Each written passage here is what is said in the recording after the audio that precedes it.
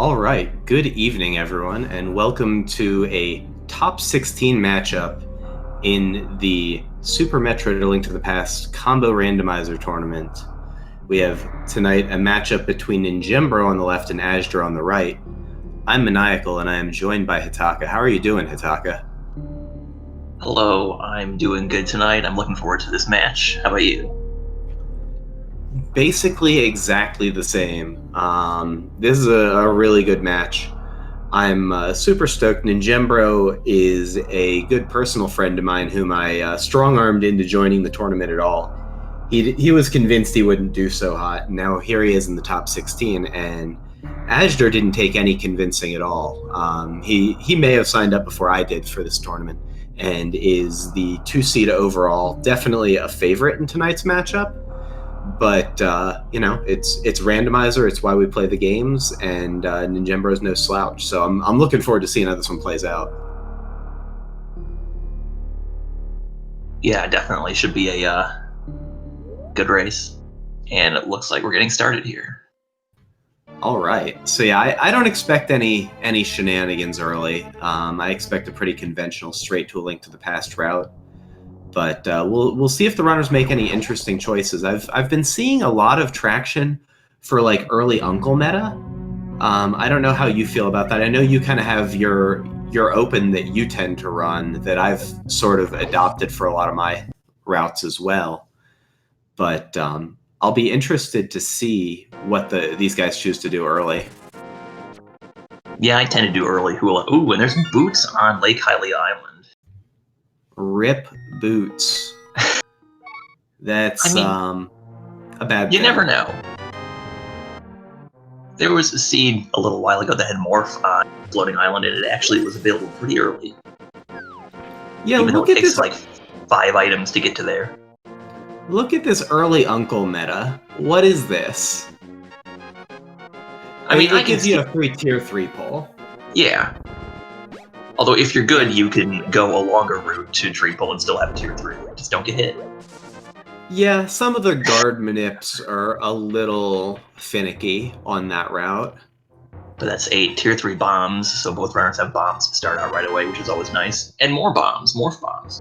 Yeah, and Azder also getting a green guard bomb drop, so bombs abound for our runners. That's actually going to be really good. 5 is going to be enough for them to do basically all the early game stuff they want.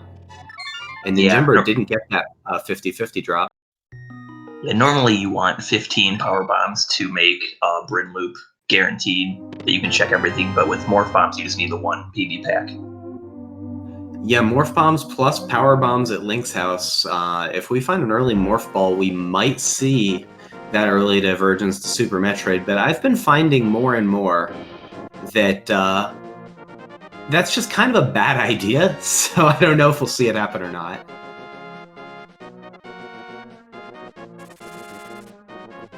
But yeah, chat already pointing out that we're very likely to see some Bomb Torizo fights, and I think they're correct. Our tier 1 pull is Reds. Wow, this is a value tree pull set here.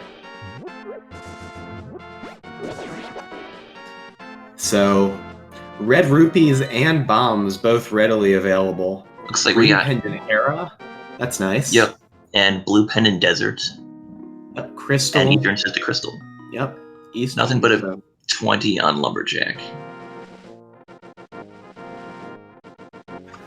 Yeah, so we're unlikely to see Aga. Azder discovers his tier 1 tree pull, also red rupees. We'll see if Ninjembro opts to pick up an extra tier 1 pull here in Lost Woods. It doesn't look like he's setting up. Azder skipped that early missile pack in Lost Woods, where Ninjembro is choosing to go grab it. Just making sure to be ready for ammo, and looks like he has set up that pull, is getting that extra red rupee pull.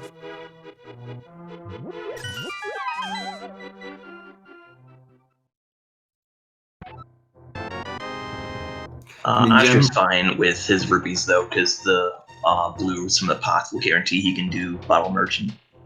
Yeah, they're definitely good for Bottle Vendor. It's just a matter of whether or not they're going to have enough to buy more bombs if they decide they want to, or things of that sort. But yeah, definitely a pretty easy 60 rupee or 50 rupees to grab between Blind's Hut and the well, we'll be sure that he's set up more than fine enough for Bottle Vendor when he gets there to pay that 100. We see Azder just a little ahead of Ninjembro, but they're basically on the same route, barring a couple little skips and grabs and things that some players have done and others haven't. But so far, nothing too exciting. So, if we get through Kakariko and don't have anything, what do you think's next in sequence based on where we are right now?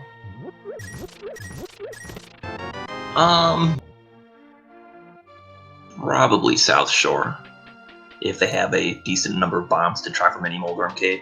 And that is I believe, Fire Rod on Bottle Merchant.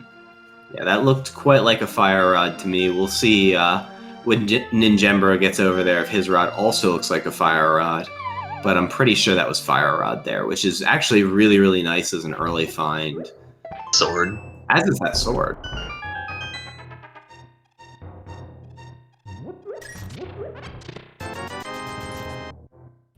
And Ninjembro, by virtue of that extra 80 tree pull, is really stocked on rupees, passing up a lot of those blue grabs. Oh, and there's an early grapple beam. Think we'll see Shack Tool this run? I wouldn't be surprised. Yeah, definitely a Fire Rod. But, yeah, I mean, grapple also very relevant for Crocomyre's area, although that's miserable. Those power bombs are locked behind Hylia Island. But relevant for wrecked ship entry. There's a lot of things for which you could reasonably want Grappling Beam in Super Metroid beyond just the Shack Tool check behind which it's hard gates. So Azder chose to scout the race game, found the Moon Pearl, and is obviously backtracking to go get it. And Ninjembro will have a chance to make up a few seconds here if he chooses to just blind do the race game, which is a play that I rather like. Yeah, I like that too, because then if it's like an okay item, something that's not necessary but nice to have, like mail or like a heart container or something, you can just grab it. But if you scout it, then you don't really want to spend the extra time to go get it now that you know it's optional. Exactly. Something like a heart container, an E-tank, an extra power bomb pack. Yeah. There's so many optional things that you would definitely be willing to take the fanfare for but not go back for, that I've just become a big fan of just blind race game in SMZ3. Yeah, especially with the SM items, all the ammo types except missiles are worth grabbing if you can. Exactly. And looks like you were right about that South Shore play. Other options are Front of Escape and Eastern Sash. But with Eastern being a crystal, I think we'll probably see South Shore and or Escape first. Yeah, and with that sword, there's no worries about bomb count for Mini Moldorm, so...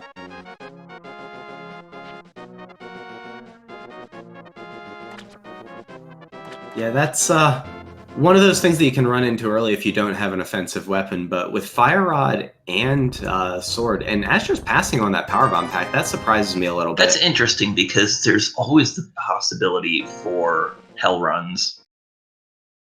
And Azder, I know, can definitely do lower Norfair Hell runs if he is in Go minus Varia, so... Yeah, that could actually be a skip based on the fact that his opponent's Ninjembro. And if he assesses that Ninjembro is unlikely to do those runs, he is, by virtue of having better movement in Super Metroid, not incentivized to make Super Metroid plays that Ninjembro doesn't. So I could see that being a pretty judicious skip in the sense that he might just be ruling out that sort of run in this game. And we've got Cape and a Glove in Mini Moldorm. And that means we are a lamp away from Agadar World access. Yeah, we are Flips, Lamp, and Mirror away from those boots. I'm keeping track of the boots index, and I'm sure the runners are as well, because Link's feet are definitely cold right now, and he wants to go fast. Oh yeah. And both runners collecting all 5 items in the Mini Moldorm Cave. We'll see what they do with those. You definitely want to collect all 5 items that are in that cave. It's very important. 4 chests and an NPC to talk to can definitely have something very important if you're not careful.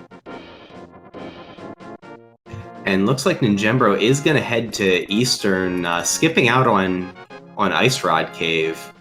Isn't going to miss out on anything, but that's going to be a loose end on his tracker, or in his mind, that he's going to have to be mindful of. Maybe there's something I want to get back to in that Ice Rod Cave at some point. And it looks like Azder's going to fake Flipper. With that Moon Pearl, that means he's going to be able to break the Waterfall Cave, as well as checking the Hobo here and scouting Zora Ledge. So, I understand the play. I think it's actually kind of a defensive play.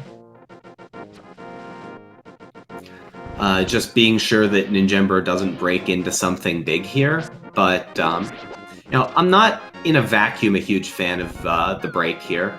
Moon Pearl does help it. Especially with gloves, putting Zora in logic, this kind of isolates Zora more to do this without the money to pay him off. Yeah, that's my big worry about it, is seeing those rupees at 143 and knowing Zora just came into logic. That's my big worry about this play. But, we'll see what he finds. Ninjembro, meanwhile, making the dive into Eastern without the bow or the ability to complete his crystal dungeon. I have to think this is a gamble on his part.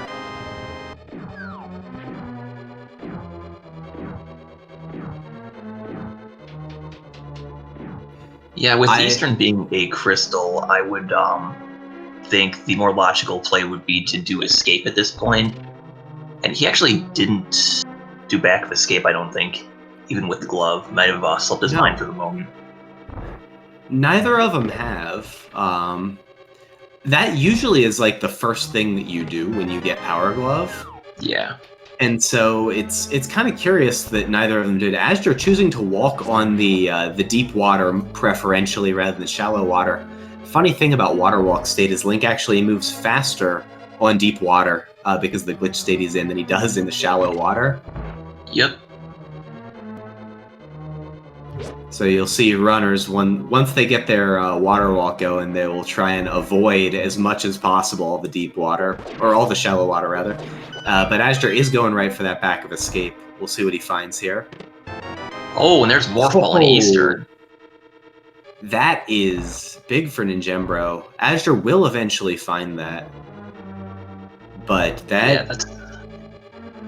Yeah, that's not the big piece of progression that Ninjembro wanted to break there, for sure. Just because I don't think that his game plan involves him going and doing low loadout Super Metroid super early. But that is a big advantage item for him to have found. And yeah, it looks like Asher's doing Escape next, which is what I predicted. But he definitely won't be too long to that Morph wall. I mean, you're not going to go into SM without Morph with Sphere 1 checks still undone, so... Yeah, it depends. I think if we find Hookshot or something, we could see him break Death Mountain and... maybe. Potentially go that way, but Azder will be keeping track of everything. Ninjembro, very interestingly, choosing to take 2 hearts of damage there, setting up the Anti-Fairy D-Boost, and then 2 more, but is able to get his Power Bomb pack. So that's actually really nice. I think we might see the hard reset here. And there it is, or the soft reset, I guess. But going back to Super Metroid with that extra Power Bomb pack. So if there's anything in front of Escape, Ninjembro may not be here for quite a while.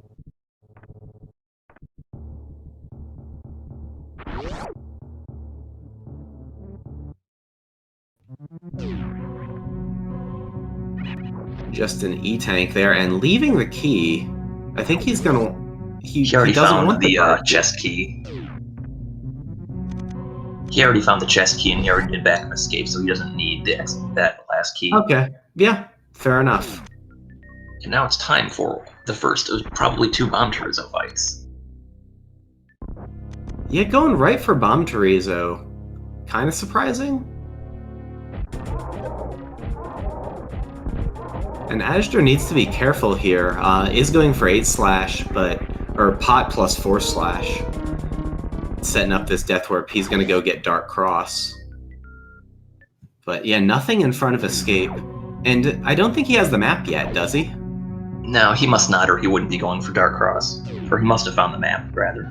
Because this is the last chest. Yeah, exactly. So that's why I was wondering. I was like, I guess he has to have the map. But he set up the Death Warp before opening that last chest, so... Yeah. You know, you might have taken the Death Warp sort of reflexively. But... You know, that'll be Zora money there for Ninjembro. And Ninjembro has not yet turned on his Plasma Beam. It's not all that useful just yet, but it would be good for him to turn that on.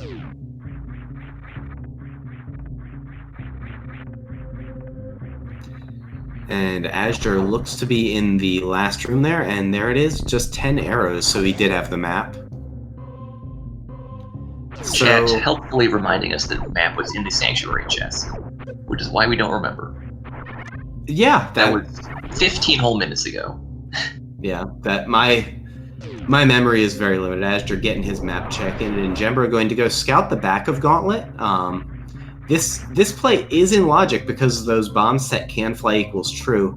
So there is an item in the front of Gauntlet that he's not going to be able to see, and we may see him make the play to go get it.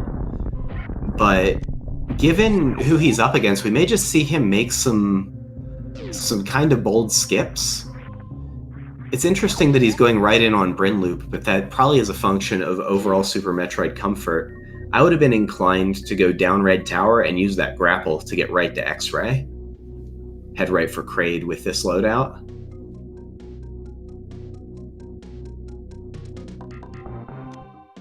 That's one option. I think I might do what Ninjembro is doing just for the volume of items.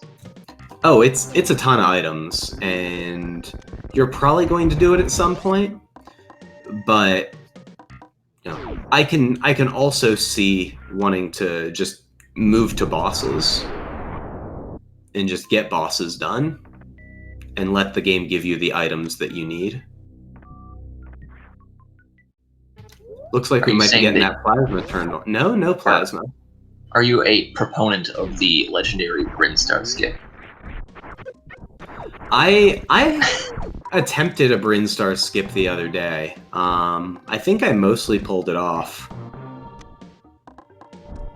And I'm not a huge fan of it, but in a race like this, where I know Ninjembro assesses himself as very overmatched, that's the sort of matchup where you want to try something bold like that, honestly.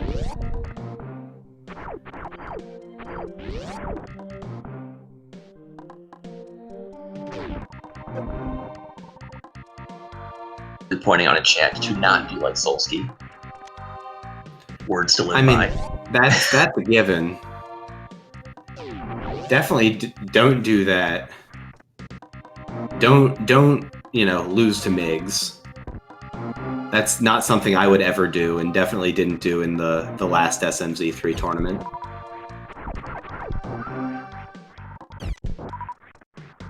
Usher's about to get his morph ball. Yeah, this will be good for Azder. I think we'll probably see him chase the Super Metroid pretty aggressively as well, although throwing a pot at the door, not the intended strat. I mean, sometimes you just get tired of doors. Just standing in your way. Also, to be fair, in Link's Awakening, there's a couple doors you do open by throwing pots at them. What's this? Yeah. Link's Awakening, there's a couple doors you throw pots at them to open them. That's the only way to open them.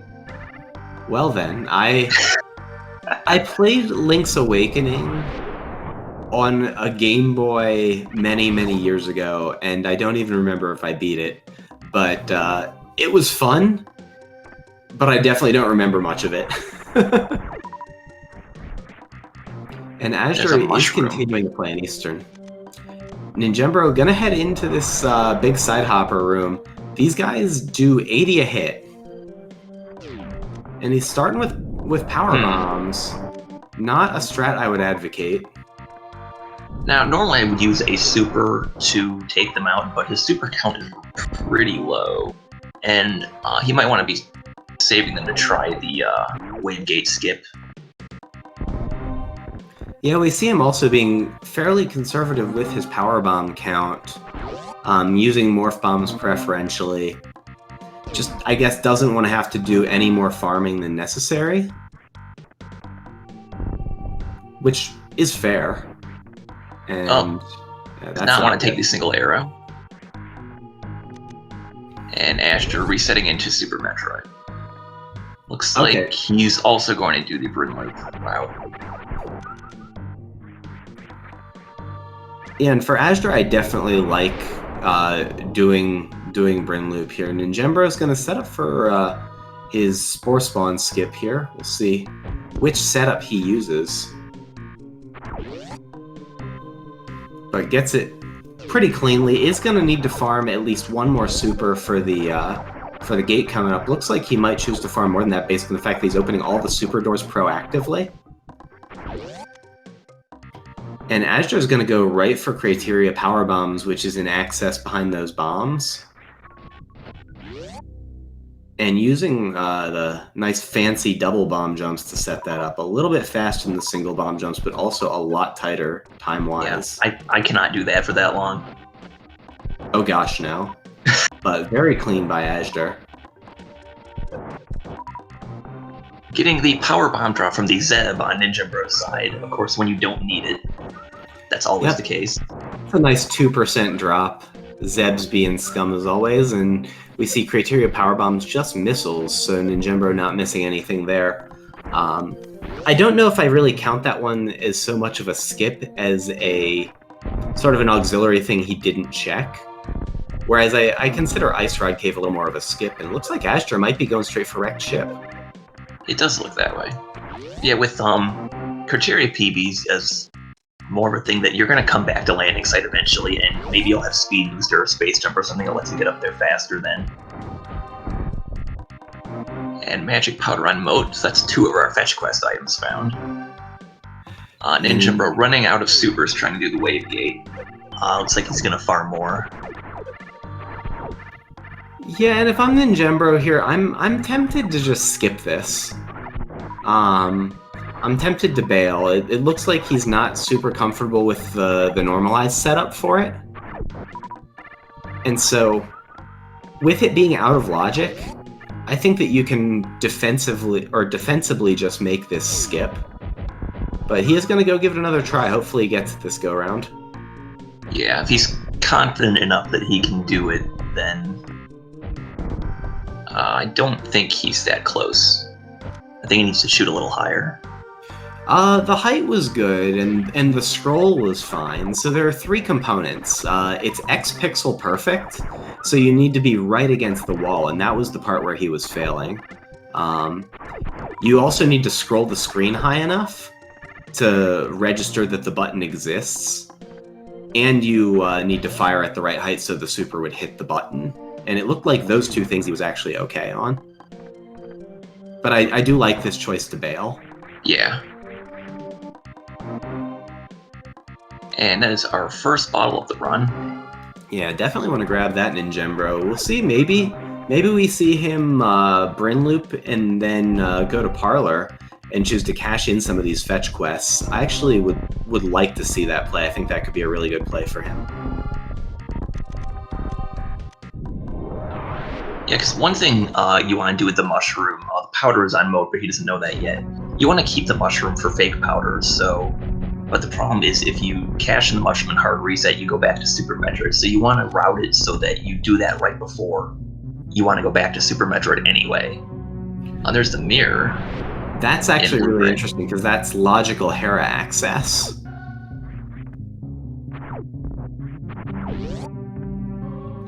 So via the upper Norfair portal, we now have the ability to go to Tower of Hera and defeat Moldorm. That Fire Rod guarantees that Hera is a beatable dungeon, although it is only the green pendant. And a nice Fantoon fight on Ash's side, already dead. Yeah, it was a very clean fight. Not losing much health at all.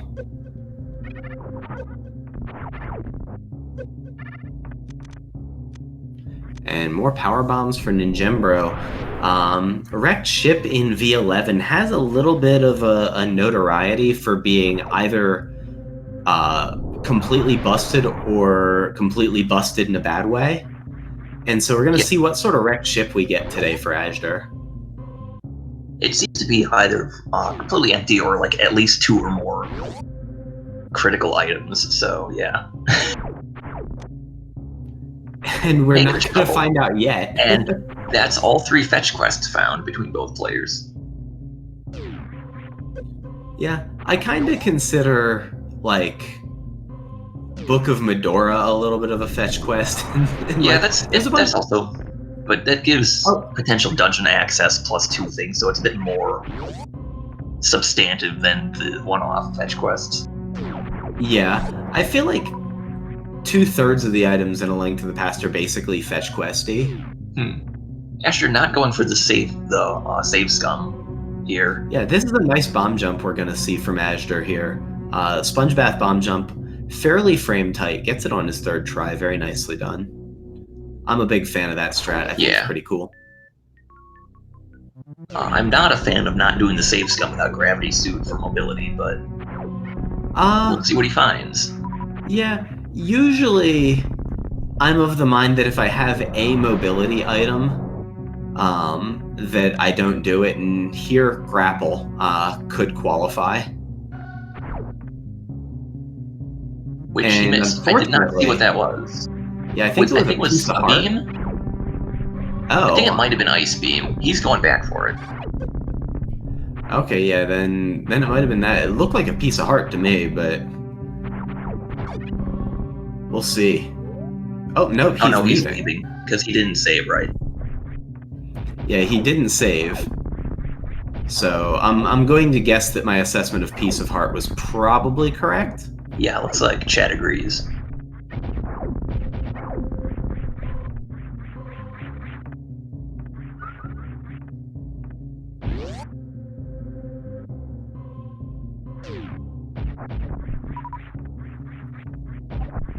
And Ninjembro's not going right back to A Link to the Past, so I'm curious where he's headed.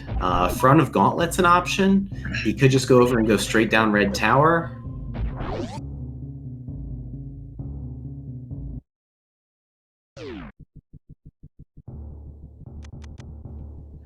He could also try Wrecked Ship, although I'm not sure how comfortable he is with his Fantoon fight. Fantoon Stoolless without much help can be a little sketchy if you're not confident.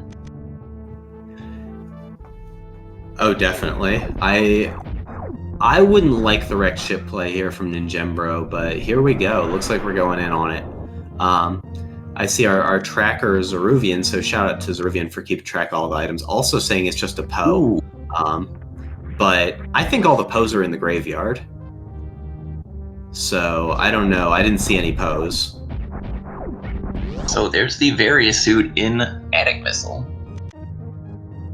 Looks like Wrecked Ship is value this time. Absolutely. That's going to be a really good find. Looks like Ninjembro was just looking at the one item. I do like that skip. We know he's going to want to get back there for that Various suit. But, yeah, that is a big find for Azder.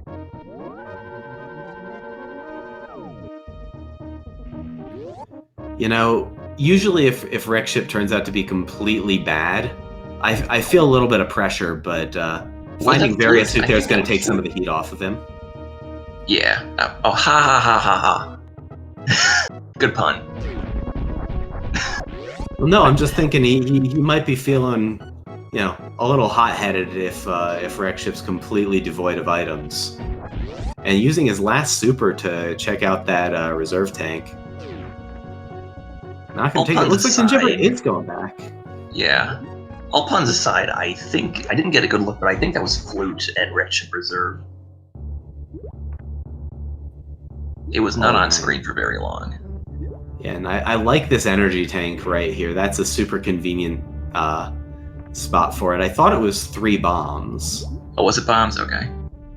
Yeah, so Okay, it was I 3 don't think... bombs. Looks like there's a consensus that bombs was the item. Yeah, Azder slotting a power bomb into his IBJ to open the wall and then get the bomb jump up there. That's a pretty efficient strat for getting up there and getting that item when you have a bad loadout. So Yeah, I like that strat because sometimes if you bomb jump up there and like unmorph or try to shoot it, sometimes they like won't shoot properly or at the right spot. Yeah, and then Samus's hitbox is bad and like doesn't detect the item. Yeah. And things can go wrong with that item location. Hopefully Ninjembro is able to get across the ocean this go-round. So far, so good. He's just going to kill the Ripper, collect his super missile prize, and okay, he's into the wreck ship.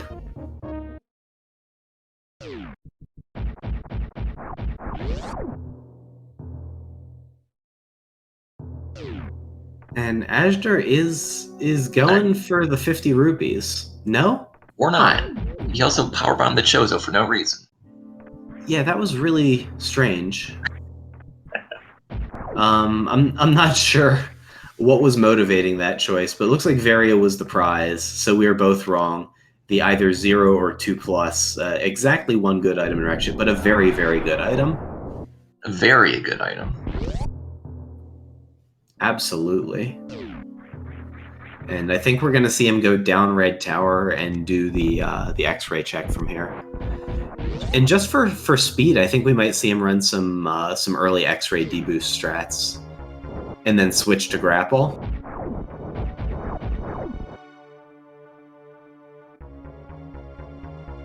And bless RNG for Ninjembro here on his Fantoon fight. Hopefully he's able to get through safely. Getting that fast. That is some blessed RNG. And I'm going to have to talk to Ninjembro about that firing 3 missiles right away thing. We're going to have a talk-in later.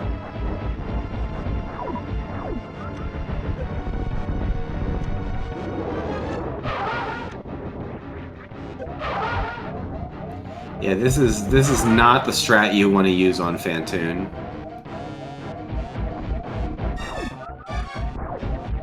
I'm not sure how many reserves he has. I think maybe just the 1. I think it's just 1, so... Right now he's got 3 hits to give. Ooh, there's Titan's Mitt at ALTTPs. Good eye, because I'm glued to this Fantoon fight. So Aga is dead. That's Dark World access. Yeah, that's real nice. It's not the most convenient Dark World access, because it is only that one portal over in Village Outcasts, or above Light World, rather, to Village Outcasts. But is Dark World, and there's a good bit of stuff to do over there. That's fully completable Skullwoods. Not what you want to do generally, but... Oh, Ninjembro, you are gonna not want to... Oh, don't do that! Oh, not so good. He was really hoping for just any small health drop from those flames, which would give him an extra hit, but the drops did not cooperate. He had it sitting on the right side of the screen, though, and just couldn't quite get back over to it, it looked like. But we'll see if he goes back to this wrecked ship play, or if he decides to bail. More blueberries on X-ray.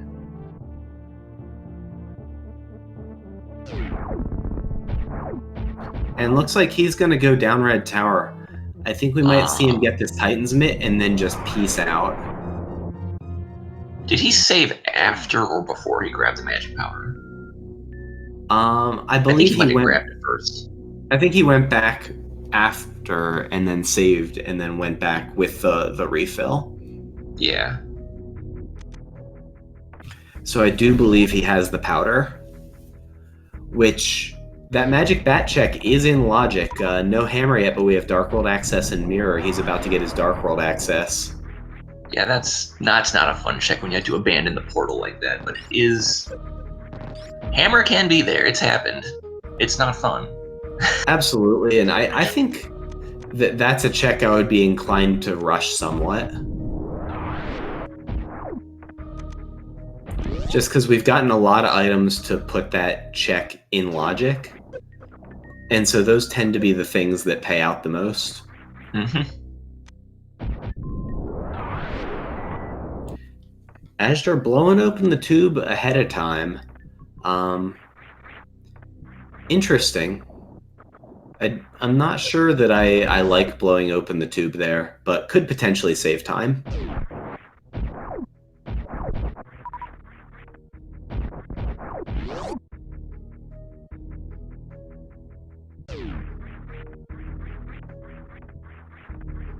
Ooh, that's a charge beam. Yeah, that's very nice with charge plasma already. I think that's going to offensively incentivize Azder to stay in Super Metroid for a little while. Looks like ninjembro is going to go do his X-ray check. Turn plasma on at some point. It's also an X-ray away from microwave. Yeah, with Wreck Ship already completed, that's mostly going to be useful in the Meridia area, but still, if they find X-ray, in addition to being a great safety for if you happen to screw up in the Mother Brain fight, can be really helpful to have. And ninjembro just going straight for those bombs, not going to scout it, also not going to pick it up. And before you blink, Crate is dead. Just 20 rupees behind him. Yep, one more item here in Kraid's Lair, and then I'm very confident that we're going to see Upper Norfair, or at least the first few checks of it immediately thereafter. Now, Azder doesn't have that mirror, so he doesn't have Tower of Hera access from Blue Brain. We know those are at Brinstar Power Bombs.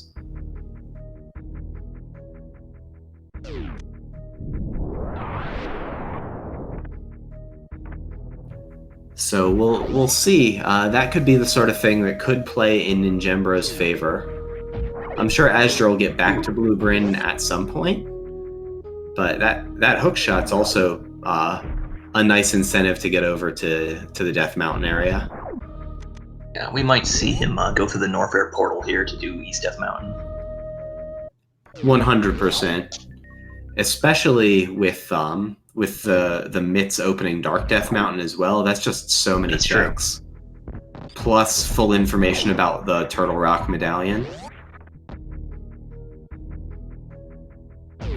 We know that mirror, assuming ninjembro goes and does Kraid here in just a second, is going to help simplify his routing a little bit.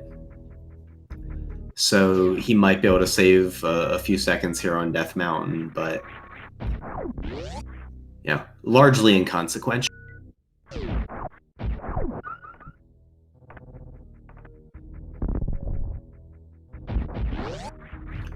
And so the checks that we see Azder doing right now, the Climb Soup, or Crumble Tower rather, and Ice Beam item, are out of logic behind the Speed Booster.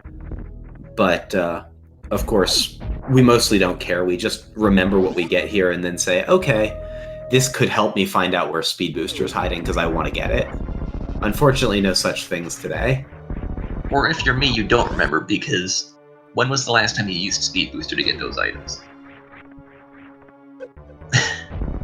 I mean, basically, never.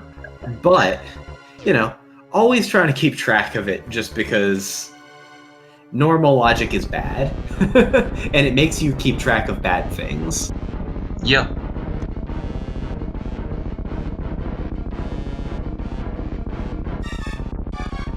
See if ninjembro can get his quick kill here. Looks good. Yeah, nice quick kill there. Early charged plasma is good in this C2 because it's pretty low on supers so far. Yeah, that is very sparse. I'm trying to remember where the one ninjembro got that Azder doesn't have is from, but somewhere in Brinloop, probably. And there's a spring ball on Crocscape. Unfortunately, also out of logic as much as we want that spring ball. And true to expectation, Azder's going right for Death Mountain. I expect to see ninjembro probably do the high jump check, but skip the ice check. and then make the same play. And first up on the list is rescue this old man, get that save and quit option.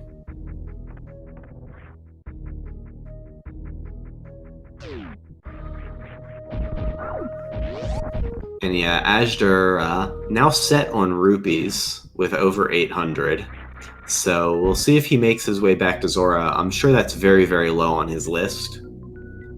But maybe for Ninjembro, because there's so much over in that area, we might see him try and route that in and double up with like a catfish check if he's able to get East Dark World access.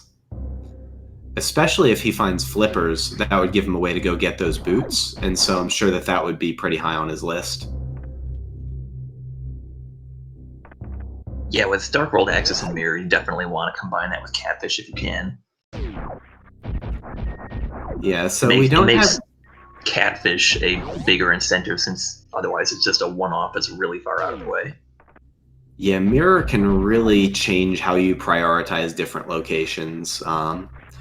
One of the things I was thinking about was we don't have Bow, Cane of Samaria, or Red Boomerang yet. Can the runners do splash deletion to get that, or rather get those boots?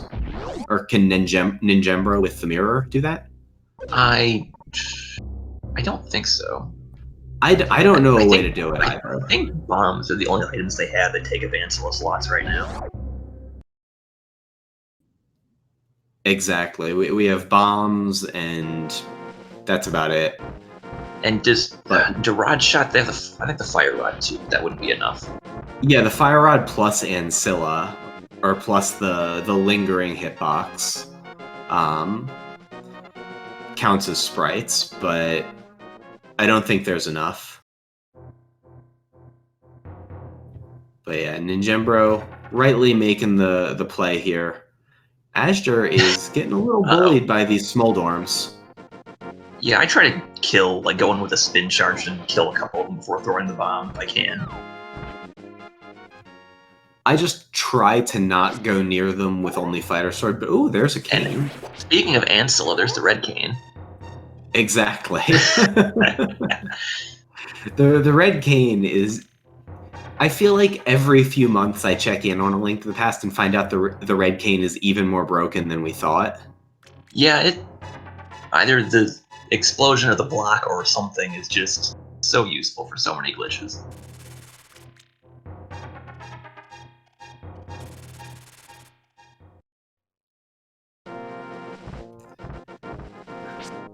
Yeah.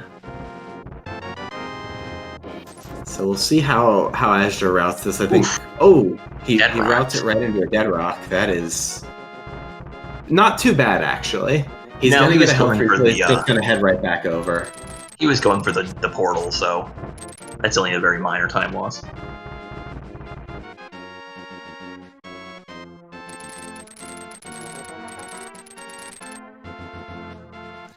Yeah, if you were going to take a dead rock death, that was one of the least bad ones to take. Ninjembro is dealing with, what are those things? Tektites? The red hoppers? Tektites. Those things suck. I hate them. Yeah, the red ones do 2 hearts, and they like dodge your sword and like fly around all over the place. They're really annoying. Yeah, and there's a map check to get out of the way. Pendant Pod I saw. And I missed where the red crystals were. Red crystal, I think, was Skullwoods and Slump. And Ninjembro, with a little bit better RNG and/or approach to the Smoldorms, they're getting a little less bullied.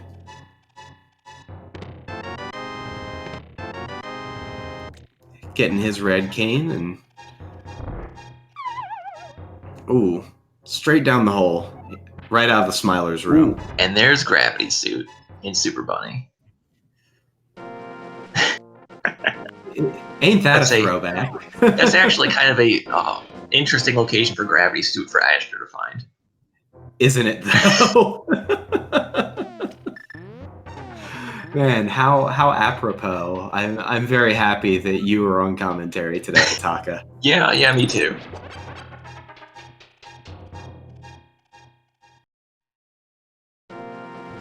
We'll see. I'm sure Ninjembro is going to be finding his gravity suit here. And full heart container around at Hookshot Cave. Not a lot, so it looks like gravity suit might have been the prize there. Yeah, so that only puts the front of Meridia in logic. There's no way currently to access the back without flippers or speed. Ice would also allow a non-logical access to it, but none of those have been found yet.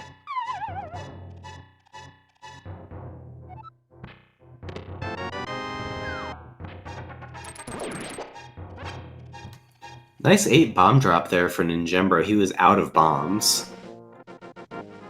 So, that's good. And looks like Azder's going to go cash in that shovel, find out if the wreck ship did have 2 items of value.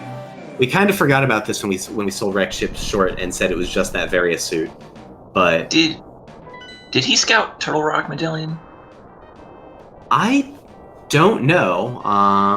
Ninjembro with that map check sees the same layout. I think you got. Oh, I'm seeing TR was Bombos, so yeah, it looks like Azder did make that scout. I'd be surprised if he skipped it. I didn't notice, and I didn't see it on the tracker, so I wasn't sure. Yeah, it's tough to keep track of even 2 screens. I don't know. I can barely keep track of my own game. Seriously, I do a horrible job of it. Ninjembro neglecting the full magic decanter there. I don't know why. And it looks like Azder's not going to chase the gravity suit just yet, but make his first Dark World dip. Probably going for Skullwood since it's a full clearable red crystal. Exactly. Playing by the philosophy of don't go independent Meridia if you don't have to. Where all of the front of Meridia. All of the front of Meridia is just a giant pendant dungeon. That's a good name for it, actually. I like that. Since you can just skip to the back if you have flippers. Yeah, like you really have to think of where your value in Super Metroid toward completing the game is. And like Upper Norfair, Pendant Dungeon, Croxlair, Pendant Dungeon, Front of Meridia, Pendant Dungeon, Upper Wreck Ship, same thing. Bryn Loop. It's all these areas of Super Metroid that are just largely trash that you can go to because they're incredibly item dense. Now, Azder does not have the mirror, however, so his Dark World routing might not be... He might be able to clear out quite as many checks as Ninjembro if he does the same play. And Ninjembro going right for back of escape. Isn't going to find anything. I think that... yeah, I guess Sanctuary was map, but he's not going to find the small key here. Is he? If he has the map and small key... Oh, he finds that. Yeah, he might be incentivized to go to front of escape. Looks like he's going to Dark Cross here. Yeah. There's one Skullwood's item, just a missile.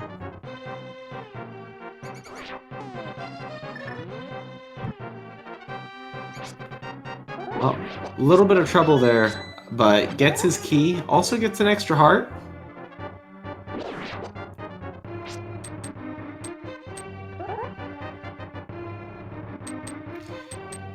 And Azder is heading into back of Skullwoods with 4 hearts, green male fighter sword. And no half magic.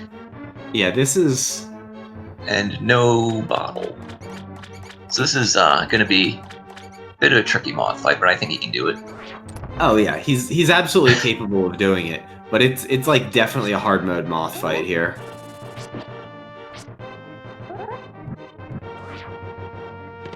Ninjembro gonna light up the room a little, and Azder, I think that was a chest check and an intentional death there. Yeah, because he doesn't have the mirror, so he just death works after that check. Yep.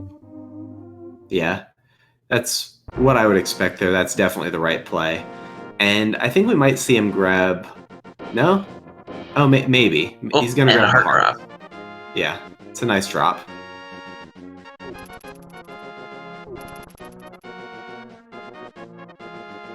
I'm not sure how that fire rod shot missed the torch. Ooh, and the Wallmaster defending. Goalie Wallmaster. Yeah, this is a bad spot to be in, and he doesn't want to take a hit here and lose the heart, so he's going to try and wait the bunny timer out, and then, of course, the Smoldorm is scum anyway.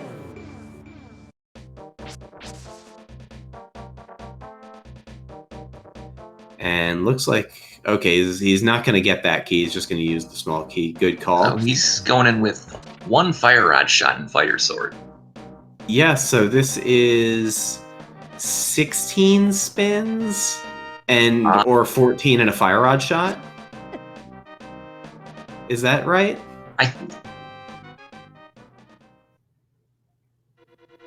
I'm not sure. Fighter sword spins are weird on bosses. Sometimes they don't count as like Master Sword swings, and sometimes they do. I don't know.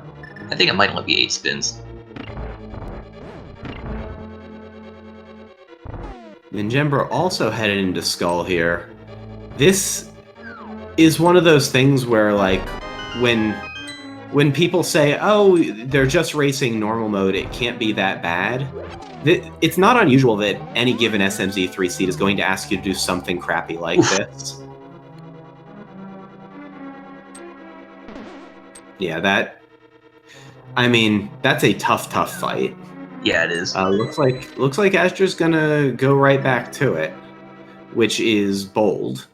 And he doesn't have the magic keys, so he's gonna need to farm some magic so he has enough fire rod shots here. So he's gonna go through the room here, collect some drops. And Ninjembro immediately taking the death there.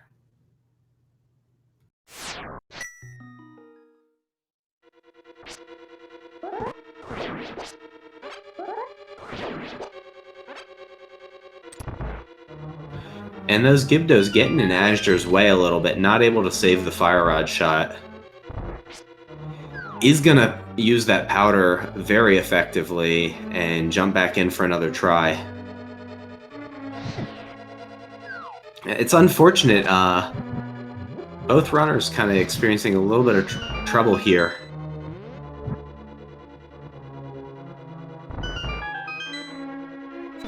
Yeah, Ninjembro also going for Moth with, I think, just one more heart than Azder has, and not much else is helpful. Yeah, it doesn't have the extra small key, is going for spike strats here on the Gibdo.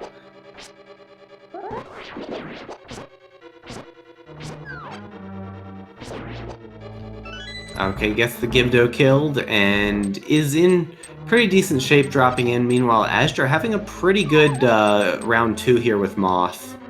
Ooh, that was a tight pattern that he just navigated. Really well done. Yeah, he's biding his time, waiting for Moth to come to him instead of rushing up there, which is a good strategy for this. Yeah, but doing a really good job with spike management and only taking one heart of damage. Him down. Nice fight. That was a brutal fight.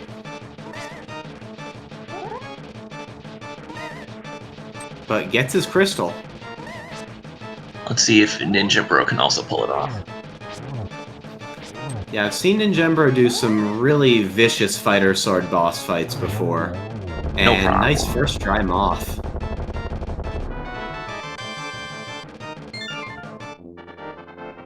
So yeah, both our runners doing a fight there that, frankly, I don't want to do. I would have not gone to Skullwoods. I would have just gone straight south and been like, I'll get back to this later when I have a loadout that I'm unlikely to die with. Nicely done by both of them. I probably would have, if I was in Ninjembro's position with a bottle, I probably would have done Village of Outcasts first and bought a red potion, like a weenie, and then done Mothula. Yeah, exactly. Like, maybe find a sword or a hammer or something. A mail upgrade. Not that it matters for the spikes, but...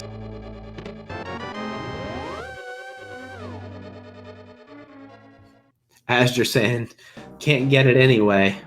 But probably wasn't going to go grab that heart even if he had the cape.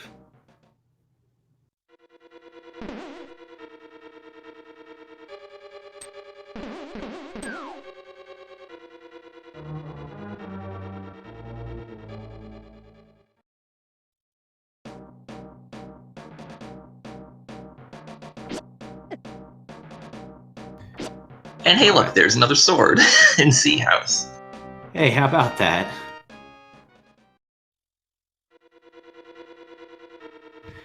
There's always something in Village of Outcasts for whatever reason. It does seem that way. Like, between there and Thieves Town, you almost always end up finding something.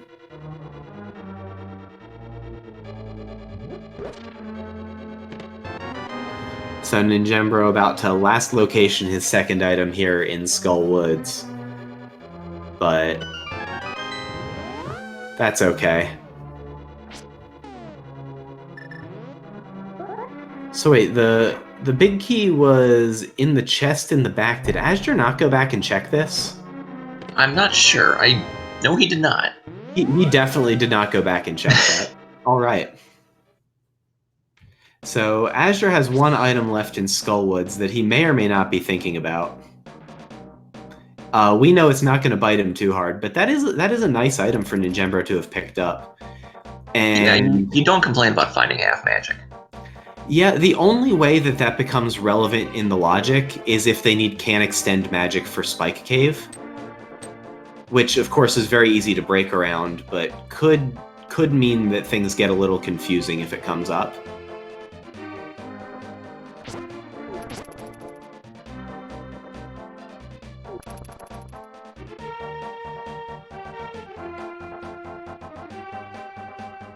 Alright, and there's those Poes that Zeruvian thought he saw in the attic. Attics are spooky places. I think I see Poes in there sometimes too. Yeah, they do pose a risk. Second sword. Definitely, like most Dark World enemies, they deal 2 hearts of damage to green mail, so Ninjembro gonna be sure that he very carefully avoids them. I would be opposed to taking a hit from those guys with only 7 hearts.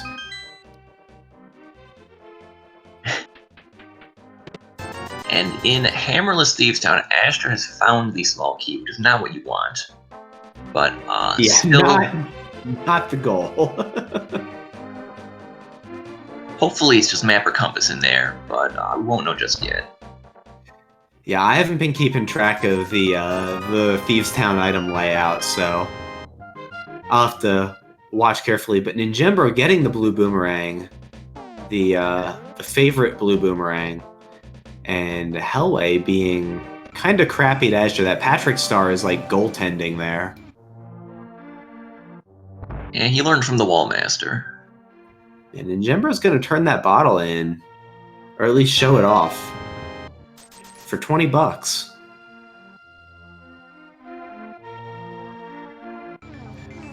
I see a query in chat about whether Ninjembro... No, Ninjembro just got his blue boomerang, quite literally within the last minute or so.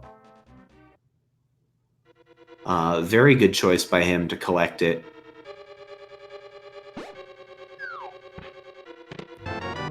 And there's another super pack.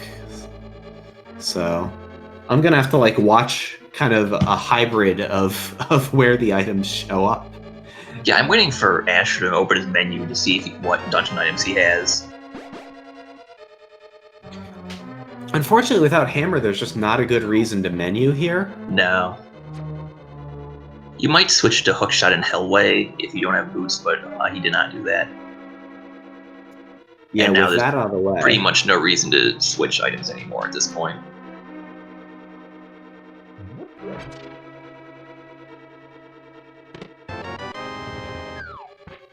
Okay. Alright, so double supers in the front. I think it's map and compass are big chest and blind.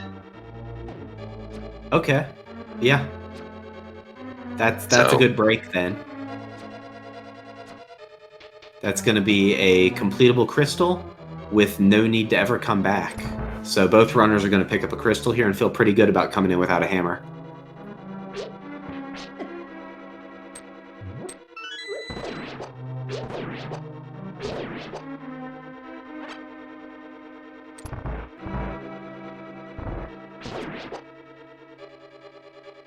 So far, Azder through 2 stages is on script. and cleans it up nicely. Nice textbook blind fight there from azder, and gets his map. So compass in the chest, or the big chest.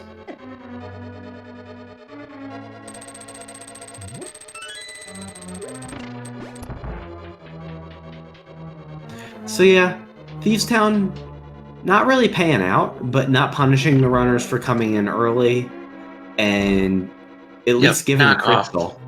Knock off an easy crystal. Exactly. Going into Hammerless Thieves kind of feels bad because you think, well, sure hope I'm not abandoning an item in here, but then if you get the full clear, then it feels good. Exactly. Just tick that one off your list. Yeah, so far, 2 supers and a missile for Ninjembro. What was the item in the maiden chest? PBs, I think. Wow, Super Metroid ammo for all 4 Thieves Town items. Kind of uncommon.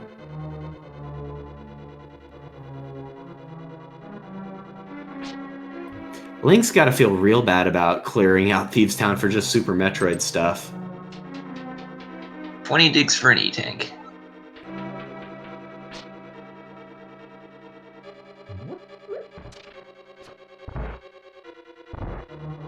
And it looks like, without Mir, Azder's going to opt to not do Smith sequence right now. Yeah, and I like that call. Yeah, it's really tedious with a lot of save and quits. Yeah, and Ninjembro discovers that A, that red blob is not a heart and you can't collect it, and B, that he doesn't need to deal with the big chest. But if you drink red chew jelly, it heals you. I've never tried.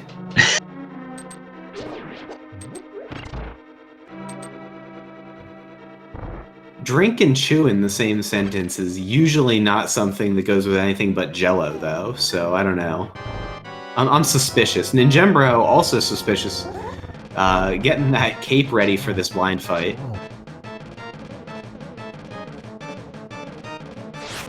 Okay, let's see how high Pipe Cave is. That's not a good start. That's Eric Patley, yeah. That's an NPC you could skip talking to. But ooh, that's Flippers and Flute. That's pretty good hype cave, actually. Yeah, solid, and it's going to be even more hype for Ninjembro, because when he gets down there, he's going to be able to get his boots immediately. Ooh, that's true. Yeah, because he has that mirror already. So yeah, he can just dive right in and grab him. Ninjembro's going to head down that way and immediately get his boots, and I think we'll probably see him chase those boots. I'll probably expect to see him do Smith Chain here, too, since he has the mirror. Yeah, mitts, mirror, pretty easy to do, pretty easy to route in. It's going to take him a couple extra seconds to get through it all, but all in all, this is the best time to do that.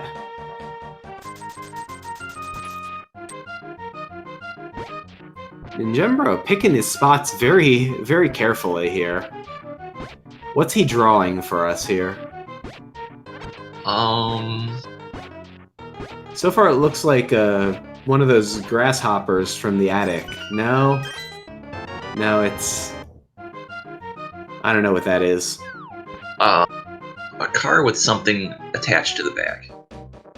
Yeah, let's go with that. Like a pickup truck with a load in the back. Yeah. And he is going back for Smiths, and Azder is going to go back and check that last item in Skullwoods. I think he probably got out of the area, then remembered that he forgot it. Maybe. But this is going to pay off with half magic, so that'll be nice.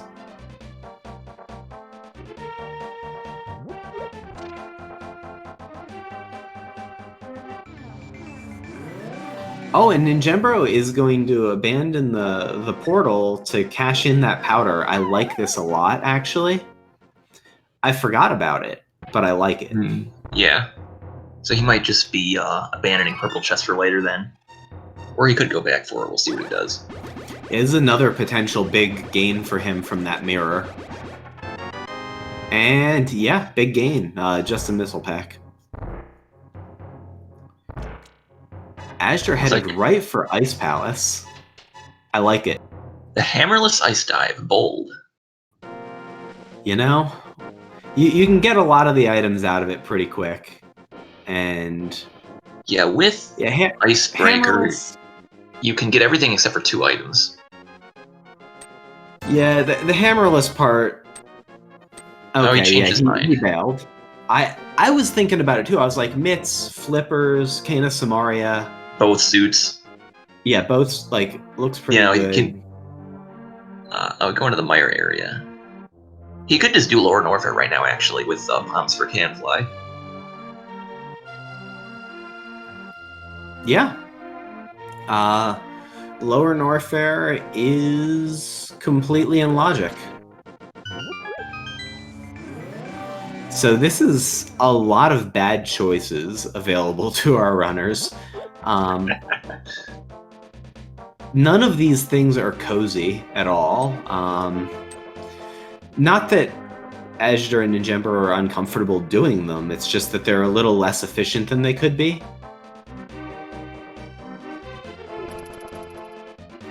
And Mire Medallion is Mire. Yep. And that's another check that Azder's isolating by not having that mirror.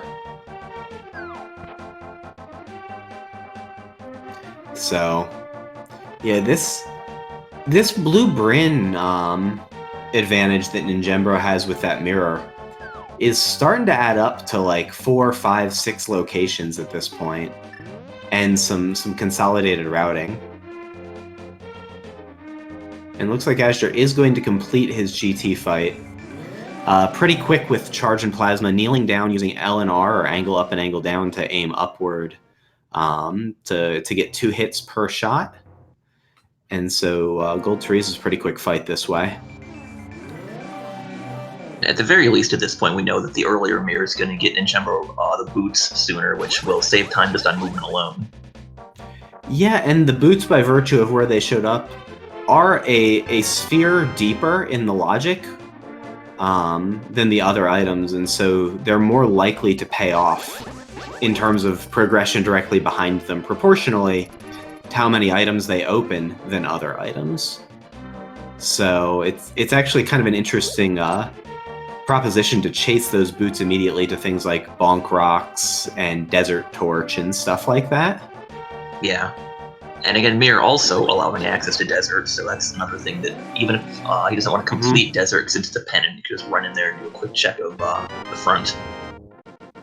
Yeah, I like going and just checking out the 2 items that are in Desert. It's pretty quick when you go over the Mire area. Mit's Flute Mirror. No. Could be a dead end, but it's more things that you get to mark off, right? You just never have to worry about going back there at that point. Unless pedestal, but we're quite a ways away from that still.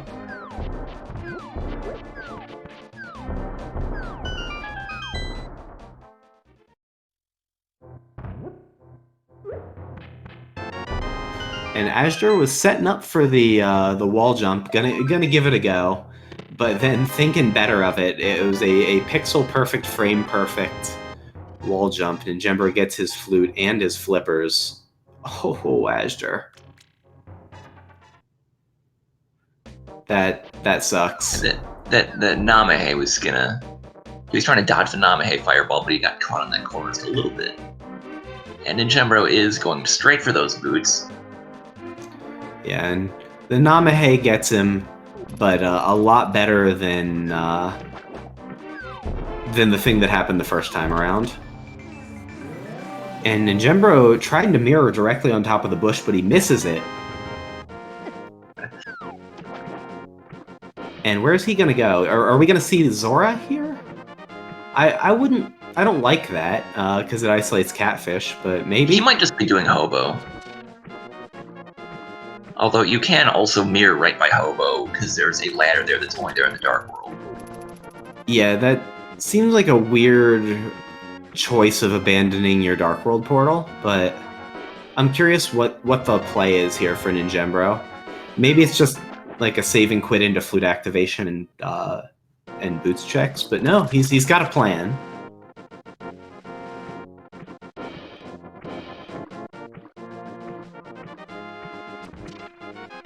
Yeah, those flippers do also give access to Eastart World. Yeah, that's a big thing those flippers open up. So that was the last, like, potential maybe you might have to do Aghanim anyway thing, but not anymore. Yeah. The only other thing that's...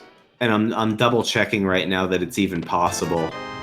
And it's not, because Hammer can... Alright, yeah, Hammer cannot be behind the red crystal in Swamp. It could be first chest in Swamp, but yeah, no way that Pyramid Fairy Hammer is a thing this seed, so that's gotta feel good. And it looks like we are going to get our Zora check finally.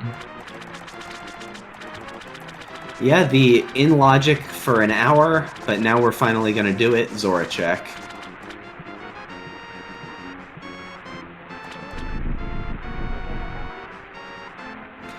Meanwhile, Azder's just tearing through Lower Norfair.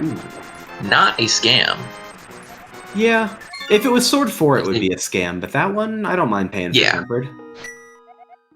Unless, he finds 4th sword in like 5 minutes, then we'll still call it a scam.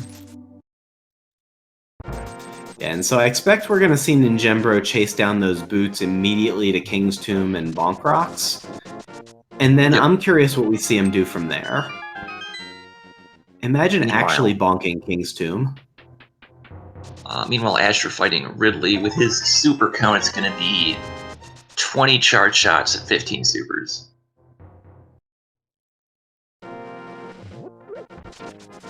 Yeah, Charge Plasma helps a ton on this fight. And as does having both suits.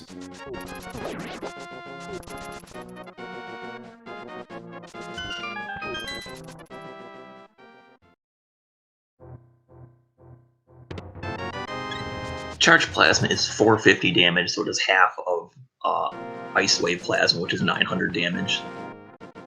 So it would take 40 shots total. Yep. And Azder has gotten through the Ridley fight. Ninjembro going to activate his flute, and then we'll see what he does with it. I wouldn't be surprised to see that Mire Desert play. Ooh. Get that information. That's nice. Ridley guarding the hammer. Yeah, now that's not an item that Ninjembro is likely to miss, but how likely is he to go to Ridley anytime soon? That's debatable. Considering he doesn't have the Very suit, it's probably going to be a while. Yeah. We're not going to see him get down to Lower Norfair until after Wrecked Ship. Unless something goes real weird.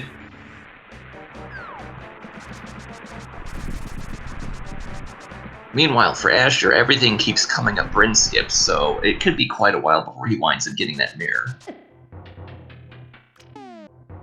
Yeah, so really the advantage that our runners have, Azder has the Varia suit from Wrecked Ship.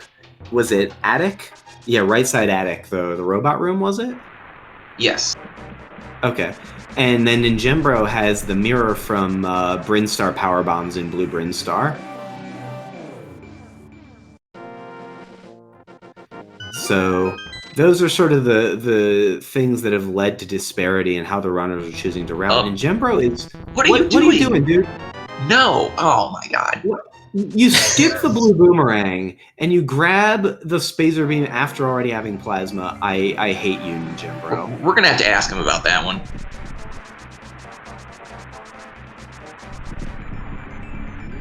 I know for a fact he doesn't want it for Suitless Meridia, because I'm 99% sure that he doesn't know that it's better for Suitless Meridia in some cases. So I'm just going to give him heck about that one. Dang it, dude. Why you do this?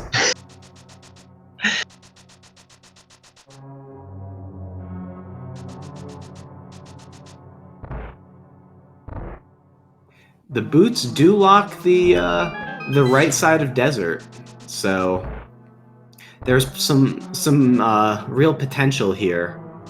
And ooh, space jump for Azder. That's interesting. That guarantees that our access to Lower Norfair was intended via the mitts and the flute. And the bombs. Yeah, and the bombs. I guess unless high jump boot or yeah, just you had to do the portal for the bombs. So yeah, bombs also part of that logic chain. Azder going to PB's in jail for, I believe that's his first bottle. Since the other bottle was Green Hill Zone. Alright, so yeah, everything in Desert locked behind the boots because of that big key location. And two items, ninjembro. Oh, sorry. Go ahead. Ice Beam in Franker Z.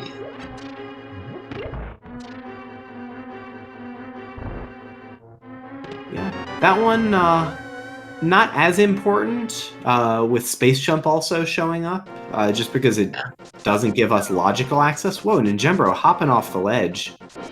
I guess he wants to go check Agina. Yep. And not going to kill Landmo for that second item. Since it's a trash pendant, I do not blame him.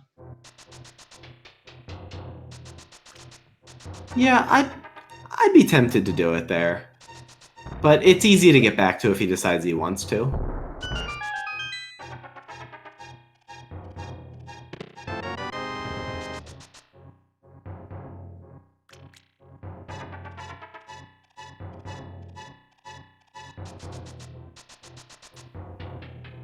Azder going to do a blue gate glitch back out. Just because, you know, why not? I like going out through that top door. Probably about time neutral with having just space jumped up, but obviously much swaggier, so. Here's that mushroom turn-in from forever ago.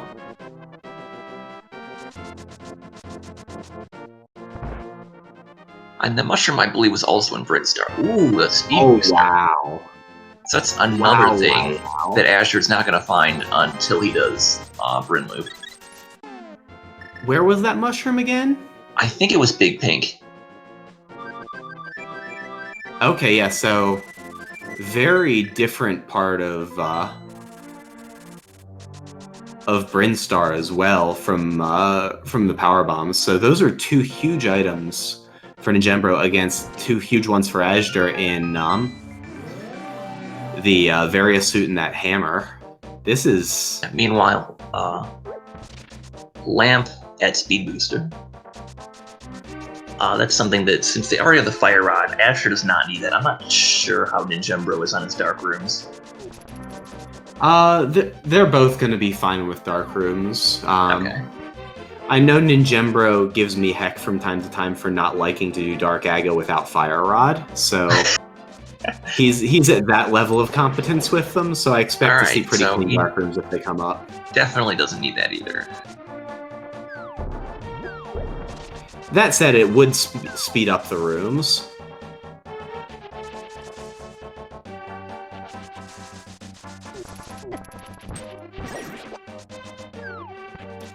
And where's ninjembro going? Is this backdoor Meridia, I guess? Yeah.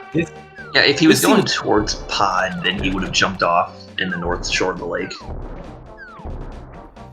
And Azder knows that this is behind either Wave Beam or Speed Booster and just doesn't care.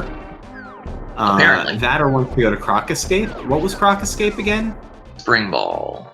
Spring Ball, Not yeah, he definitely wants something that is Probably needed not. at this point.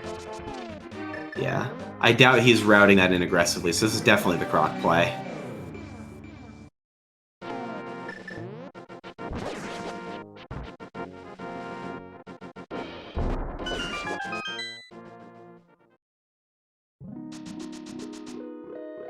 And yeah, our tracker's pointing out that for ninjembro, the Croc play will be in logic once he finds Varia. For Azder, it'll be in logic once he finds his speed booster, or finds his mushroom and then finds his speed booster.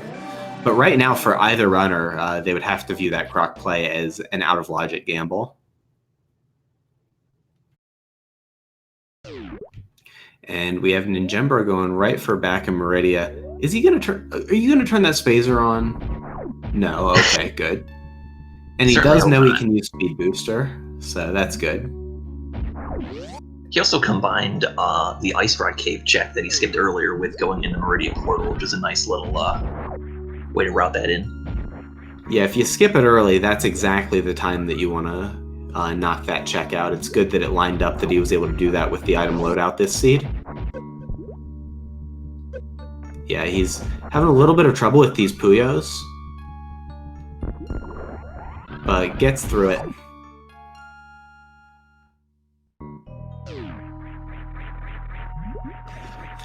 Meridia is one of those map regions in Super Metroid that is notorious for being incredibly swingy. So I'm really interested to see what shows up here. Yeah, Meridia can either be completely loaded or completely barren, and it's also a pain in the butt to route without a lot of backtracking and safe scumming. Yeah, back to front tends to be a little bit more efficient in the full clear. Yeah. Although, if you actually have to collect all the items, it ends up usually being less efficient if you can't take advantage of some convenient resets. So far, Croc's area not looking very loaded. Nope.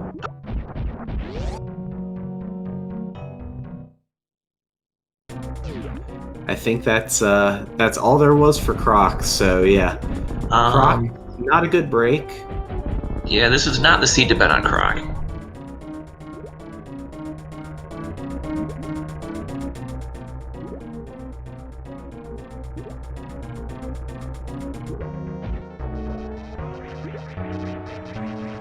And so chat is feeling echoes of a previous race from the tournament regarding skipping the cathedral item. I think we'll see Azder go and just check it out.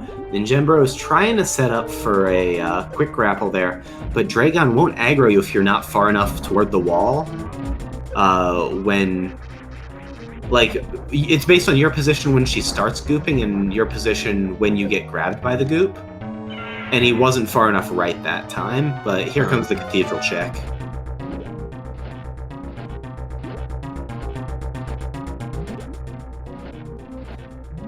It would be unlikely that Azder would forget this, but it is a location that's very reasonable to forget.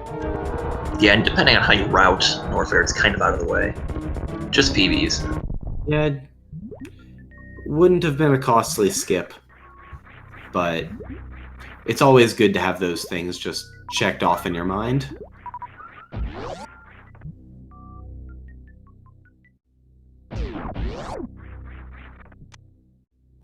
And with just Green Mill, Ninjembro is going to say, yeah, I'll take that full heart container. It's got no fanfare and is literally on the screen. And yeah, generally, jump. If a full heart container is quick to grab, you usually grab it unless you're on like red mail or something, because it's a full heart. Yeah, and even if I have blue mail, if it's still in my first row of hearts, I'll usually grab it. Yeah. Looks like Azder's going into front of Meridia. This first check, the Speed Booster Scout will be a good scout, but X-ray. Probably not going to get that X-ray without Speed Booster. We might see Ninjembro choose to grab it with Charge and Plasma already in hand. Well, Ninjembro's already killed the two main bosses that benefit from Microwave, so we might not. Depends if he blind Shine Sparks up to it or not. Yeah, he's going to have to re-kill Fantoon, because Fantoon actually... Oh, that's right, he didn't kill Fantoon. Yeah. Although, Fantoon X-ray strats can be a little finicky.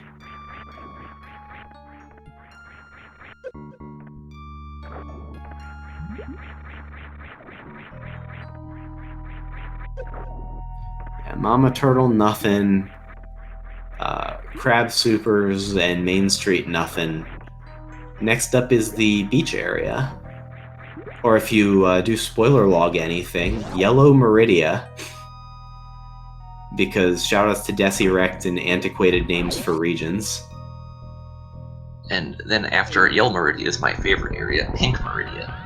Yeah, Pink Meridia, that one also really bad. I mean, it's not wrong. I always thought of it as more purple than pink, personally. So what color is Gravity suit? Purple. Okay, as long as you're on the right side of that one. Yeah, Blue mail mail. in Yeah. watering hole. So that's blue.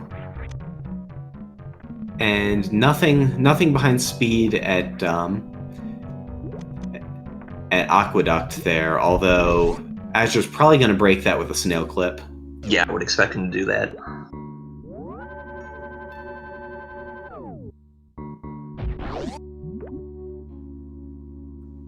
There are very few items that are actually hard locked behind Speed Booster, but there's a lot of stuff that the logic puts behind Speed Booster. It looks like Ninjembro might be going right for his sandpit checks here. I doubt we'll see the Shack Tool play here, just because he doesn't have any easy way up through the grapple hole. Yeah, trying to gravity jump through there is not easy. Yeah, it's gravity jump and bomb jump are both miserable ways through that area. But yeah, I believe... It looks like here comes the snail clip. Waterway is, I believe, the only item that you can't either break or scout without Speed Booster. Unless you take, like, a blue suit from there somehow, from Dragon or an Elevator Spark if your cross product. Yeah, and without high jump boots, this snail clip is a little tight in the pixel window. I believe it's a 2-pixel option. That looks good. Yep, and there he's up. And nothing but information.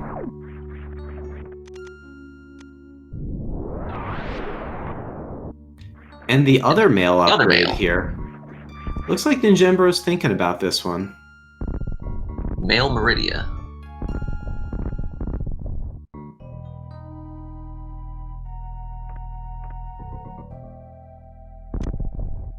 Did not wiggle into it. Yeah, minus 10 points. Also didn't effectively bomb jump up. So, yeah, I mean, Ninjembro, 3 out of 10, dude.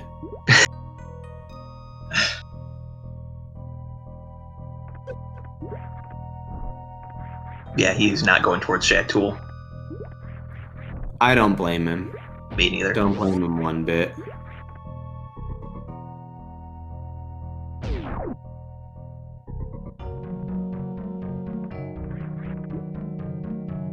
I doubt we'll see Azder go for either of these. He has a lot of E-Tanks already, both suits, and 1 mail upgrade.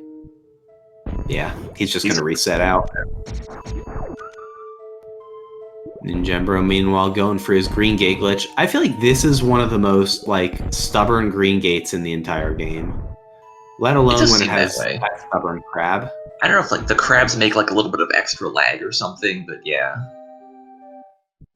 Yeah, I feel like if I'm going to take a billion tries on a gate glitch, that one is the one that it happens most frequently on. Not sure why.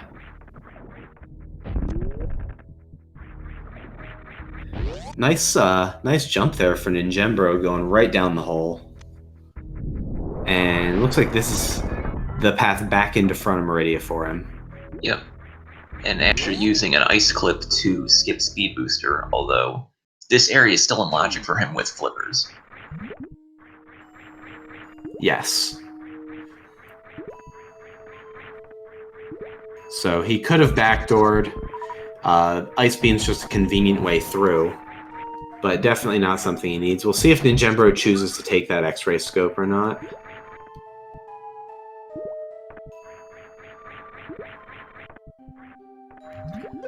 So right now, Azder is basically up a wrecked ship and a lower Norfair.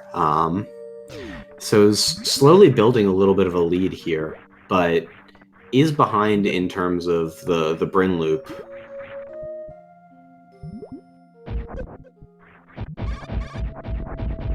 But I think we're going to see Ninjembro do some of those areas coming up here fairly soon. Yeah, after Meridia, his options are pretty much hammerless, bowless pod dip, or wrecked ship.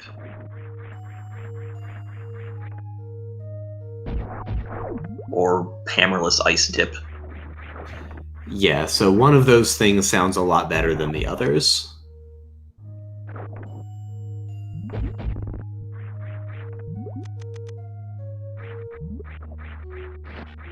And you can't do that without high jump, so I would recommend scouting this or sparking to it for ninjembro.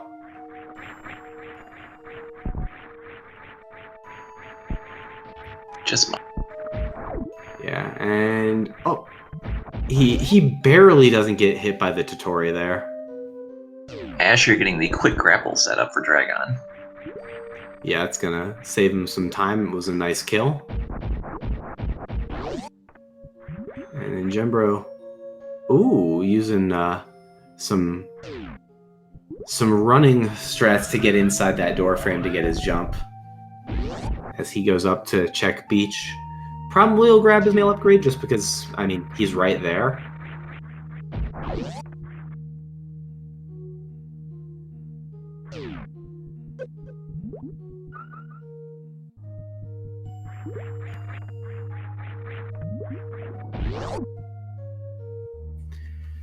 So, where does Azder go from here? Where does Ninjembro go? I feel like Ninjembro's pretty much got to go back to Wrecked Ship.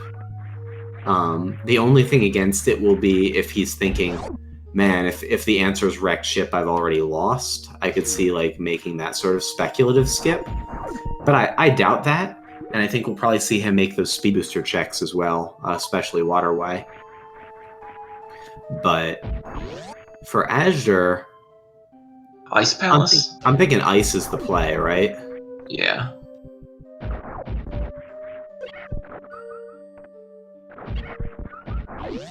I just don't see a reason to not do Ice Palace here if I'm Azder. Yeah, I mean, you've got Hammer, you've got Cane, Fire Rod. That's pretty much all you need. I mean, you don't need Cane, but it helps speed things up. Yeah.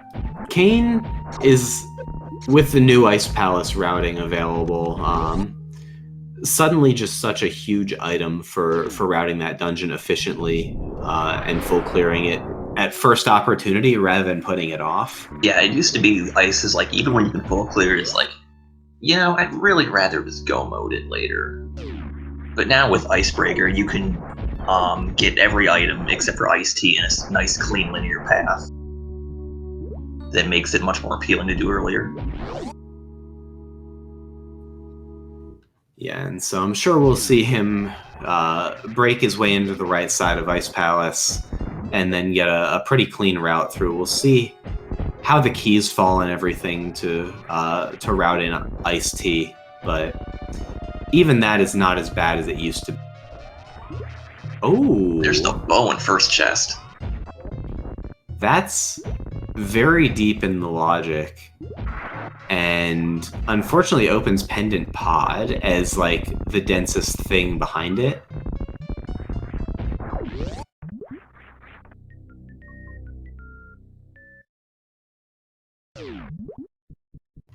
And fairly quick Icebreaker there.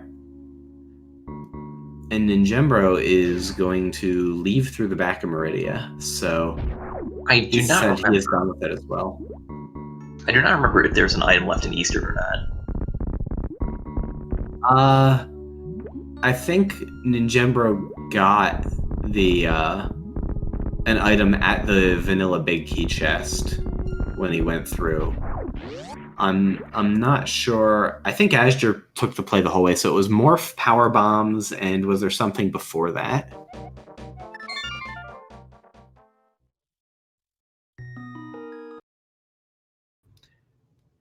Either way, looks like we are getting that Wrecked Ship play, so this makes a lot of sense. Maybe the Waterway play, but I'm pretty sure it's going to turn into a Wrecked Ship play. Probably with an ammo refill here, only 3 supers.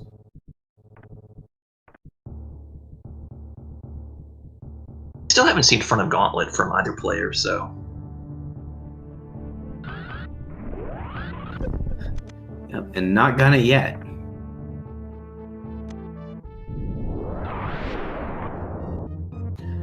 Yeah, so this we know was just rupees or a heart or something. Missiles. Yeah, sure. You know, when you see something like that, you just write it off in your mind as garbage. You don't note what kind of garbage, so... Yeah, it was an inconsequential check that we saw from Azder quite a while ago, and he is continuing to ice tea just a red rupee.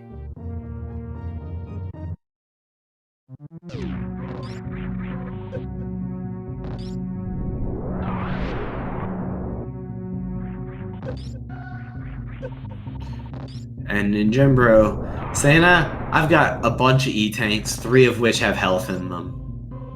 And a bunch of power bombs, so he's just gonna rush through this as fast as he can. Probably reset. Yep.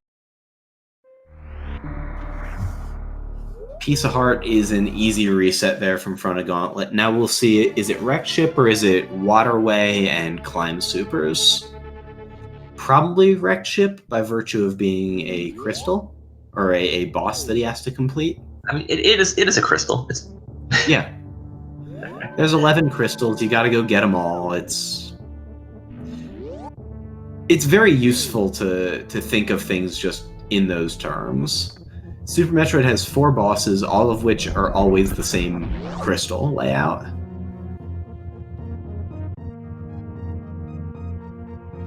And Azder is overriding those fire rod shots, even with half magic. Not really sure why, but I guess, but swag.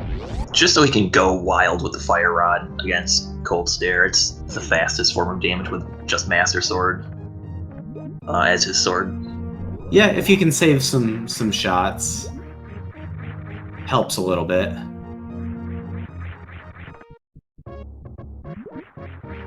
Ninjembro experiencing the joy of having speed but no high jump. Is that what we call it now? Because I've never quite felt joy about that one.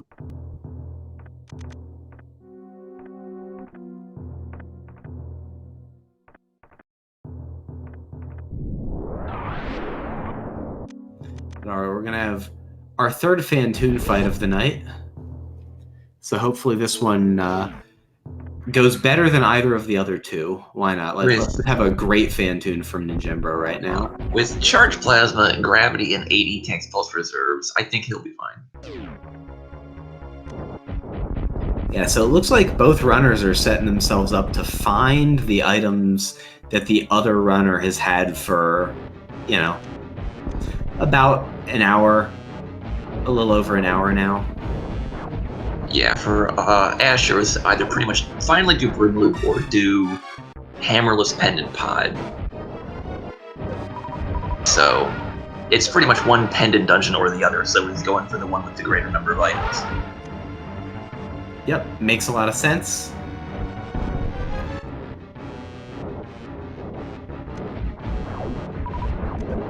And Ninjembro getting the right mid, everyone's favorite pattern.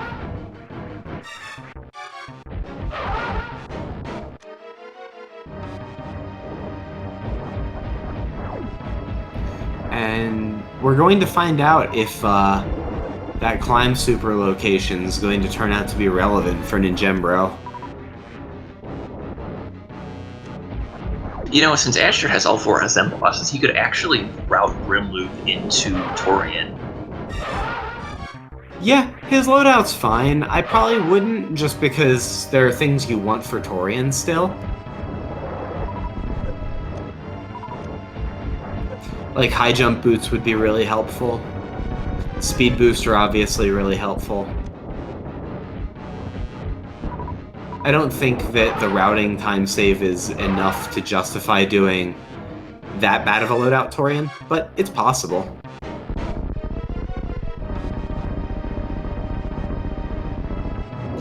And Ninjembro does make it through his Fantoon fight. So this will set him on the way to finding his Varia, and Azder's probably going to go right here, but he's probably about 90 seconds away from finding his mirror, which will, of course, give him those boots.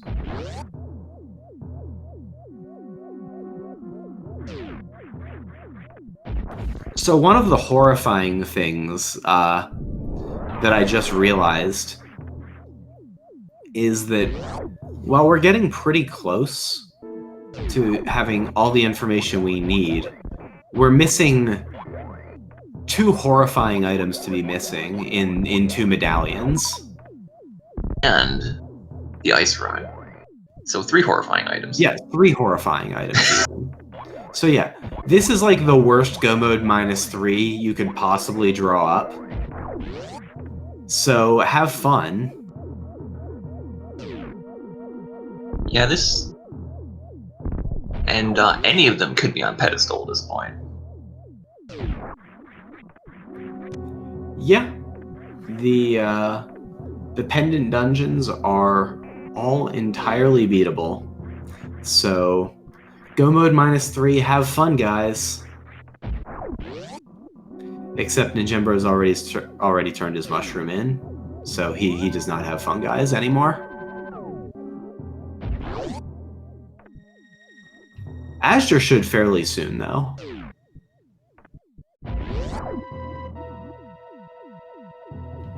And there's that mirror. We'll see how quickly that turns into boots. Ninjembro gonna have a little bit of a faster time through this part of Wreck Ship. I imagine as soon as Azder gets back into Link to the Past, that'll be the first thing he does. Yeah, probably a quick save and quit to Link's house. Go use the hammer portal to Dark World and then just go get your boots immediately. Assuming that he hasn't somehow, like, mystically forgotten about his boots, but that'd be a special one to forget. And good quick setup there on the Spore Spawn skip for Azder. You know what would be especially mean is if Waterway has a required item, because since Speed Booster is from the mushroom, which was in Big Pink, that'd be a forced double dip Big Pink. Yes. To get the Waterway item. That would be especially crappy, so we all want that to be the Ether Medallion, of course.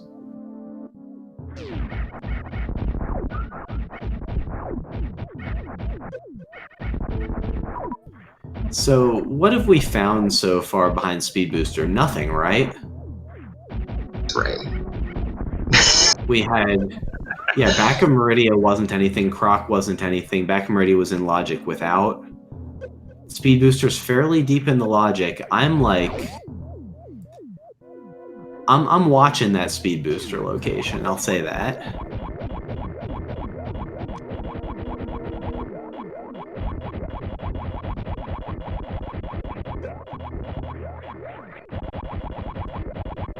Ninjembro discovers his Varia suit, says, "Aw, shucks, why did I die to Phantoon earlier?" And then collects it. But I think that'll set him up for his lower Norfair play here fairly soon. So that's probably what we're going to have next up for Ninjembro after he finishes up with Wrecked Ship.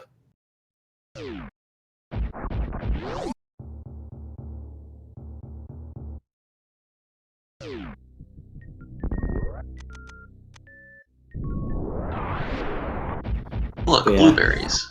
Yep. It was totally the flute.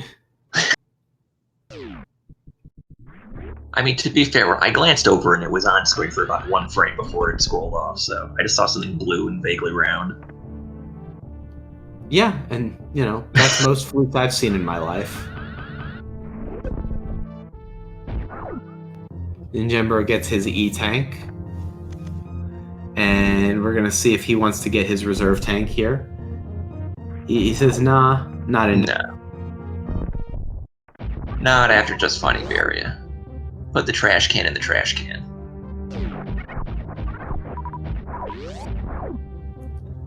I feel like the trash cans were where Varia was.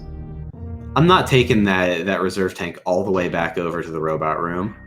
But you could take it down through attic. There's more trash cans down there.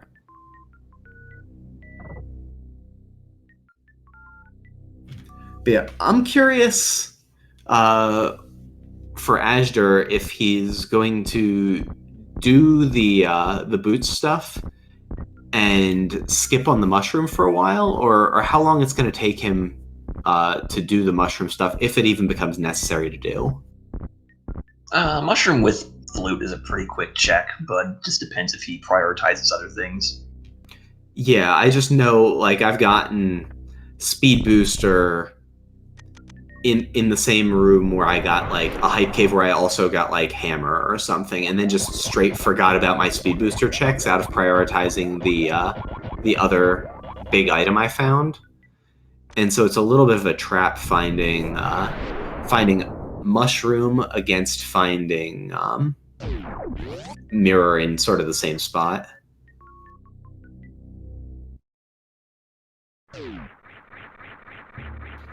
And ninjembro, now through his wrecked ship, probably gonna see that lower Norfair play, maybe some upper Norfair. But I feel like you just go back to A Link to the Past and then flute to Meyer to do lower Norfair.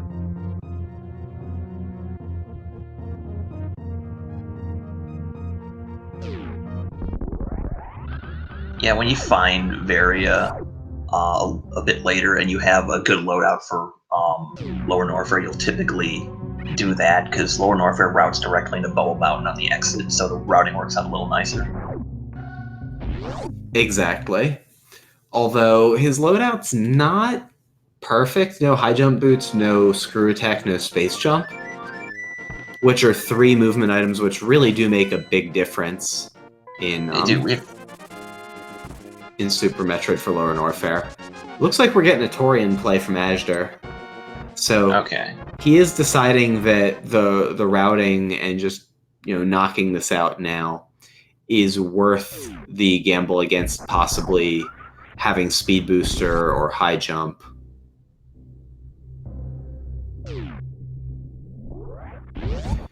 It's the only fairly thing. Sorry, go ahead. No. What were you gonna say? The only thing? What, Hitaka? The only thing that would really speed up his touring at this point is like high jumper speed, and not a huge amount for either one. Yeah. And I guess Wave would save a couple shots on Mother Brain. Yeah, Wave is a lot less relevant unless you have high jump to do the baby skip, because Wave speeds up baby skip somewhat substantially. But yeah, you're really just looking at missing out on maybe 30-ish seconds, most of which is baby skip.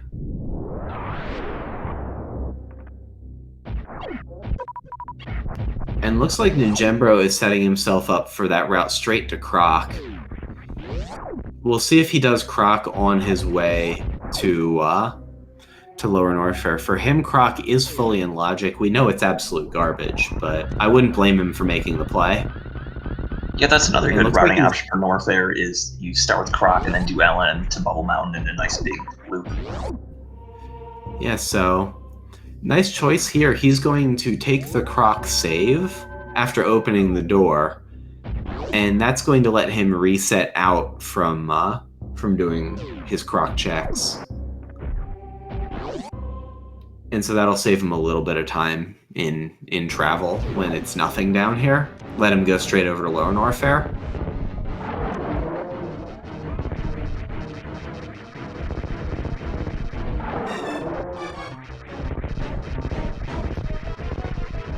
Turns out Charge Plasma is not Croc's best friend.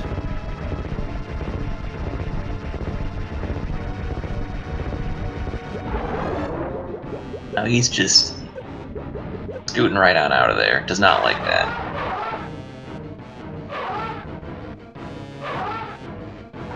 Yes, definitely do not eat plasma. Very good advice.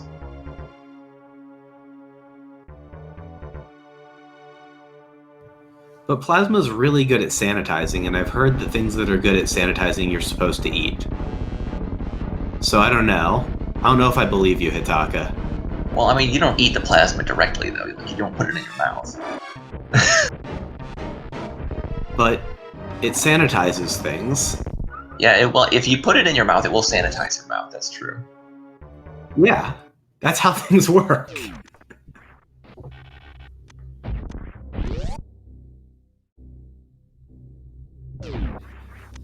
but it didn't work for Croc.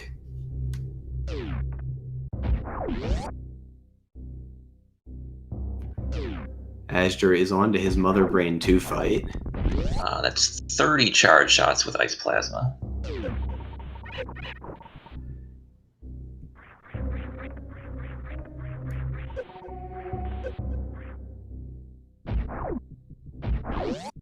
Yeah, nothing so far. We know he's not going to find anything. He's going to be able to make use of that backup save he's got.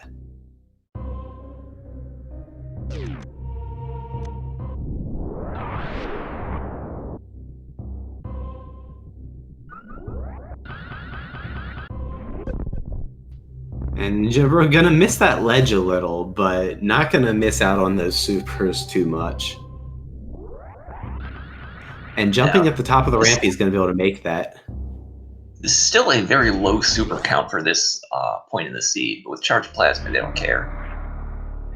Exactly. And it's fairly likely that he's going to find that Ice Beam in that lower Norfair escape, unless things go real weird and all of the Go Mode items we're missing show up in front of the hammer.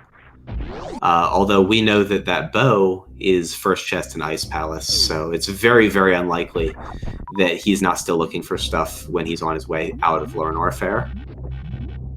It would take some real Cosmic Brain routing and some lucky item locations for that to show up that way.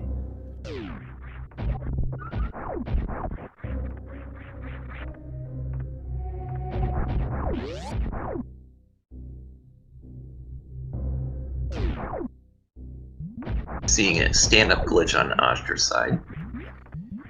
Yeah, and we'll see. With Charged Plasma anything, usually stand-up glitch is a pretty good try, or a pretty good call. He moved Baby over to the right wall there. Really nice little time save, saving some cutscene time.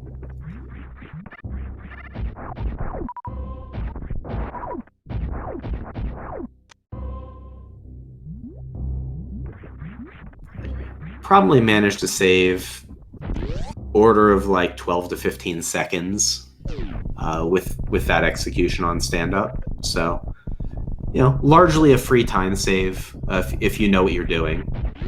Yes, if you know how to crash the game.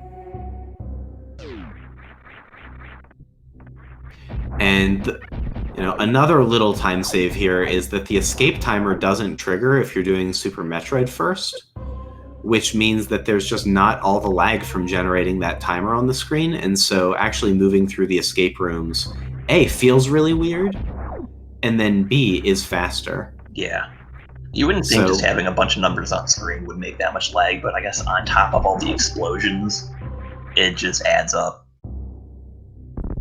Yeah, it really does. It's kind of weird how it all works out. Now, he doesn't have Speed Booster for it, but he is going to be able to also leave the planet through Parlor, through the transition to the Fortune Teller's hut by Link's house. And so that's also going to save him a couple of rooms of movement. So... And since the planet doesn't technically explode, that means the animals are saved automatically. I'm not sure if I buy that. They just get to big chill on Zebus forever. Fusion's not canon, but they don't die. Yeah, and here's another great reason to learn ledge grab climb, is these pirates are all in the way and the room's shaking. Now he's just going to run some wall jump climb strats, but with Hyper Beam.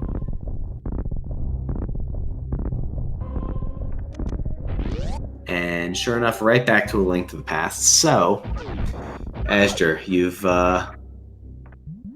got choices now. Single G's in chat for Azder, by the way. Oh yeah, the old 152G. We don't see it too often. Did not take off in the ship, but that's still one game cleared. That's also really topical.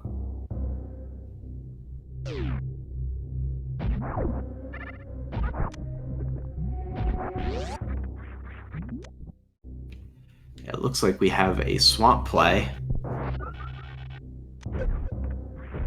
Looks like we have a boots play first. Yeah, that's the thing. He's going for his boots. That's the right thing to do.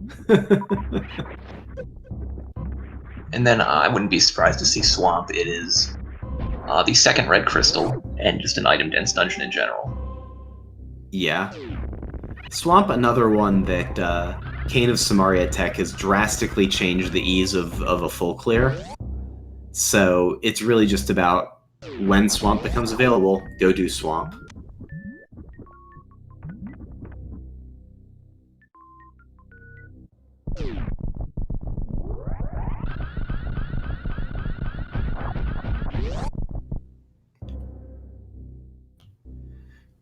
So we'll see.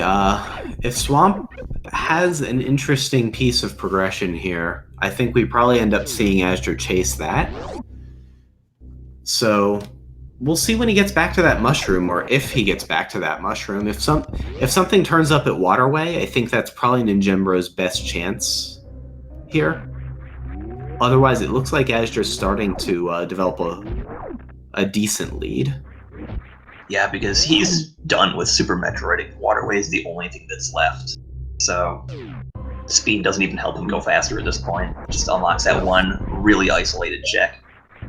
Yep, it's Waterway Plasma Shack. Yeah, just those and that's, I believe that's it. So I think he's at 97% right now. I don't think he's seen Front of Gauntlet either, actually. Oh yeah, Front of Gauntlet. He has not seen that. That's also true.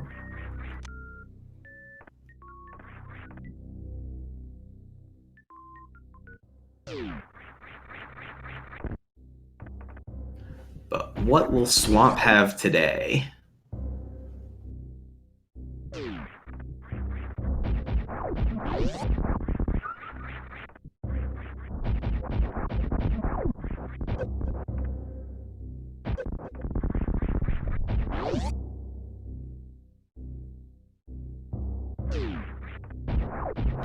So for Ninjembro, I guess Bubble Mountain first, maybe find that item that's going to help you with Lower Norfair. And then going to do Lower Norfair makes some sense. But it looks like he might be headed back just to take the Mire Portal, rather than do a high jump bootless lava dive. Or gravity jump, rather. Which, you know, while not the most tight strat, is definitely harder than just going in via flute and mitts.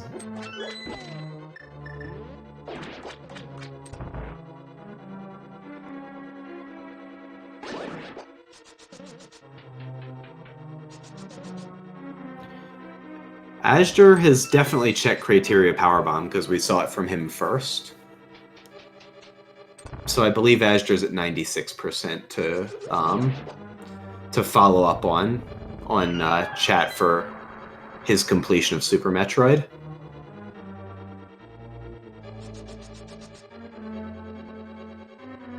But right now we see him doing 6 checks here in Swamp.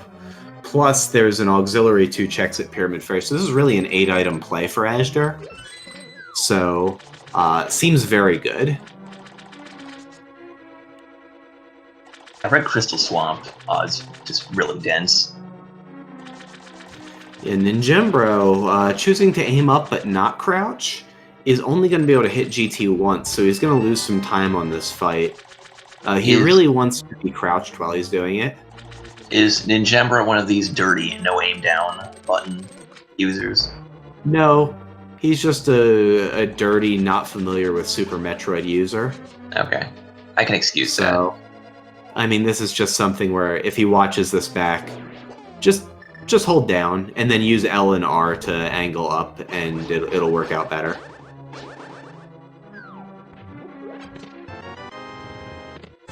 And seeing it diver down from Azder opting to put off left side. Yeah, this is interesting. Ninjembro is going to bomb jump out of here rather than choosing to spark from GT's room.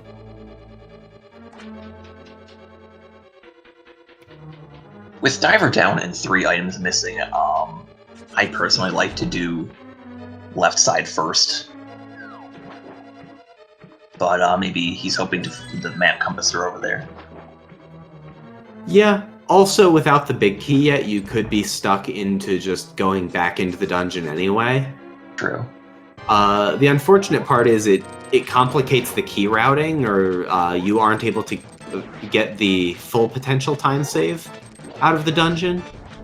But the ceiling is that you spike all of your items that you ever could possibly need in the back at go mode -3, and you just never need to come back in. So, very unlikely. But I've been the benefactor of go mode -3 all in the same location before, and it feels real good. So may as well let it happen.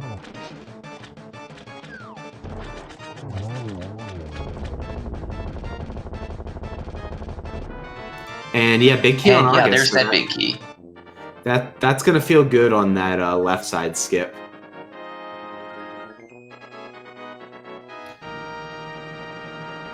We're probably going to see him go right back in, do the left side check, and get that big chest.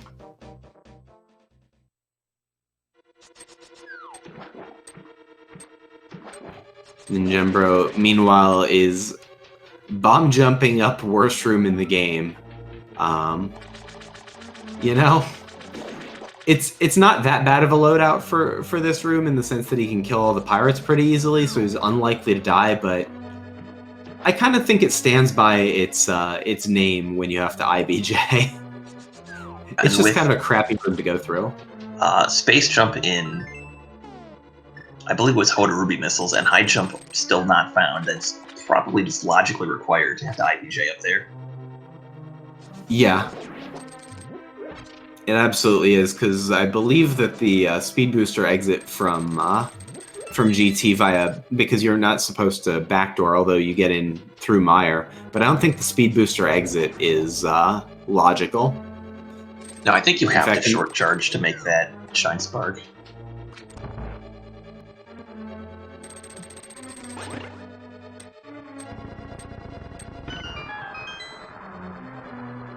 Yeah, it requires can fly, so you definitely need either bombs or space jump.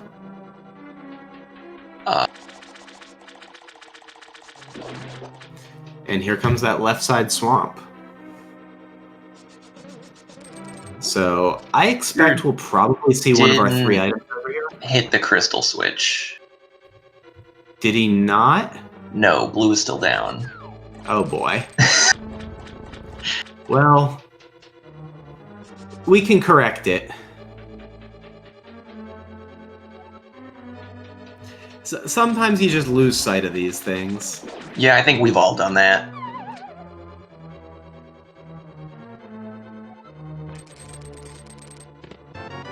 But there's our ice rod. Well, there's one of those 3 mean items. Yeah, and he's just didn't want the other chest. Huh. I guess it must have been a dungeon item. Yeah, it was probably a dungeon item. Yeah, So free time save. I guess he showed us on the crystal switch thing. And Pyramid Fairy. We'll see what that turns into.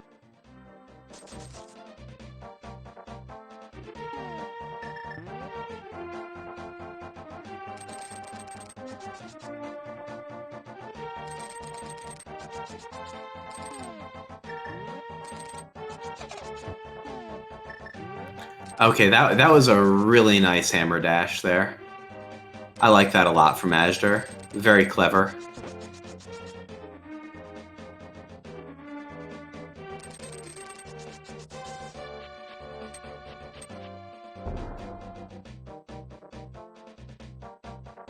What if Ether and Bombos are both in Pyramid Fairy, right next to each other?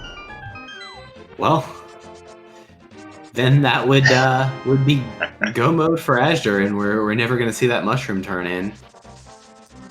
And there's the 4th sword on Pyramid.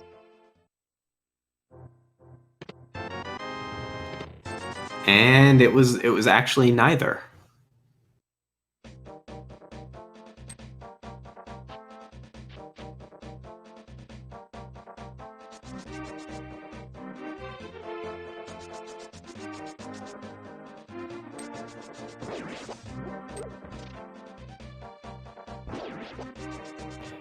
So yeah, for folks to get caught up, because we just found that ice rod, we were go mode -3. Now we're go mode -2. We need the Ether Medallion for Misery Mire and the Bombos Medallion for Turtle Rock. So, unfortunately, that ice rod not leading us immediately to anything. But we'll see when those medallions show up. Ninjembro is about to find his hammer. He also needs the bow and the ice rod. That bow is first chest Ice Palace, so I think we'll see him find that pretty quickly. Yeah, with those items are both in crystal dungeons, so those are not going to be hard to find. Yeah. So nothing too out of the way, although Ninjembro's getting a little beat up by Ridley here. I think Ridley's dead. I think he's dead. Yeah, he's just diving over and over. And Astra's going to get his 4th start immediately. The old master to butter in about 2 minutes. Yeah, this is the scam sword right here. It will save time on Trinex. Overall, though, not really worth the time it took to run all the way through Zorda's domain.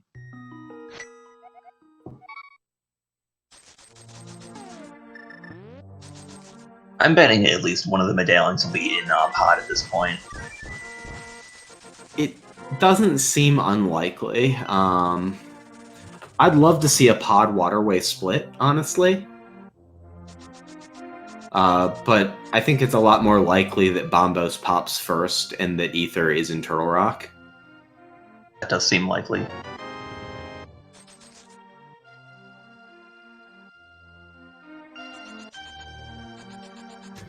But yeah, Azder just kind of has some loose ends hanging around, and he's going to go and knock those out. We know none of these are particularly exciting. Ninjembro is a little low on health and doesn't have supers to do a Crystal Flash. And I feel like he just tried to KO that Kazan there, and it didn't work.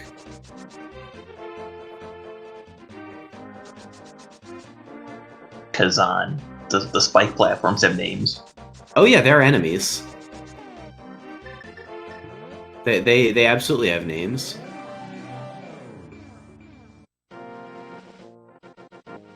And he got the low hop there, so took a Disgiga hit.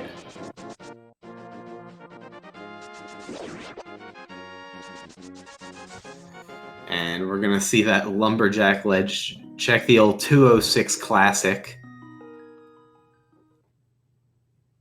2 hours in, okay, where is the bad spot? And Ninjembro is... Ooh, he's gonna take a bit of a beating here. He needs to get out away from these key hunters, and I'm glad to see him taking a save here. Yeah, those red key hunters do 50 damage with Gravity Suit. Yeah, there is an E-Tank around here somewhere, if I remember right. I'm forgetting where it is. Nice key hunter clip out of the wall jump there. That was a very nice hitbox. Yeah, I did not expect that to work there.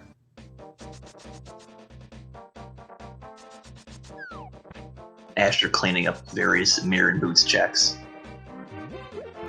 Yeah, and I don't think we've seen Mirror Ledge yet, have we? Graveyard Ledge? Yeah. That's the nicest E-Tank, by the way, for Ninjembro. Although, he is going to have a heck of a time making this jump out now. I think we might see him try an IBJ up, no? He's just going to suffer through this one, I think. I think he's going to bonk here. I mean, he has the lamp. If only Samus could just pull it out. Yeah. Do power bombs help here in this situation? I don't know. I don't think I've ever tried. I'm not sure if those use the same layer as the Fire Flea Light. Oh, he's going to reset back to the save point. That's actually a pretty heads-up play.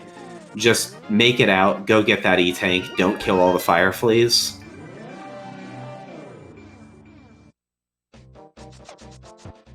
The other option would have been to insert a power bomb into his IBJ and see if he could find the walls. Oh, Ninjembro, you are gonna need to... Oof. Jesus, dude. What was that approach?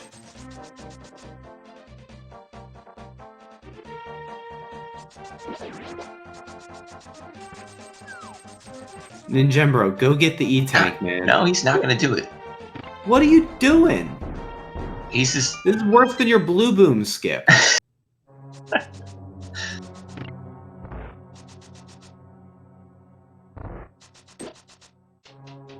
He's just gonna try to get past 3 Musketeers on 55 health, I guess. Well, to be fair, he can just kind of stand in the right spot and aim up and murder them. But, like, I mean, that's you think that, but sometimes they manage to squeeze down through the gap and just dive at you. Yeah, sometimes they're horrible if you stand in the wrong spot. Meanwhile, a space jump, that would have helped her getting out of Firefly Room. Yeah, you know. I'm sure he's feeling that pretty keenly. Don't get fire pillared now. Okay, good. He's dodging the fire pillar. While we've got Azder doing pod, he's going to be able to mirror to Eastern and knock that crystal out too as soon as he's done here. Yeah, this is a good check. I like this play. It gives him a pretty clean route to a good number of checks plus a crystal. And Ninjembro is standing in a dangerous spot. Yeah, against that wall is the danger zone. You don't want to be there, but he does have a hit to give. That's why it's just dangerous, like that. dude. That is exactly why you don't do that way.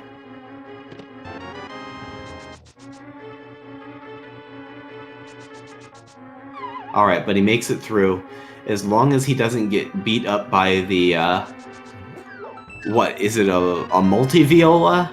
And the 2 Alcoons over here? And King Cack Attack, you can't sleep on him. Definitely not. Sleeping on a Cack Attack sounds horrifying.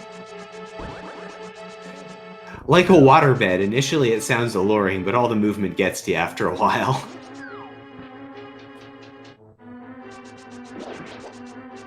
I'm guessing Armos does not have an item, or Azder probably would have done Eastern first. Yeah, probably. I mean, I think we've probably seen all 3 items. So far, Pod not delivering the goods.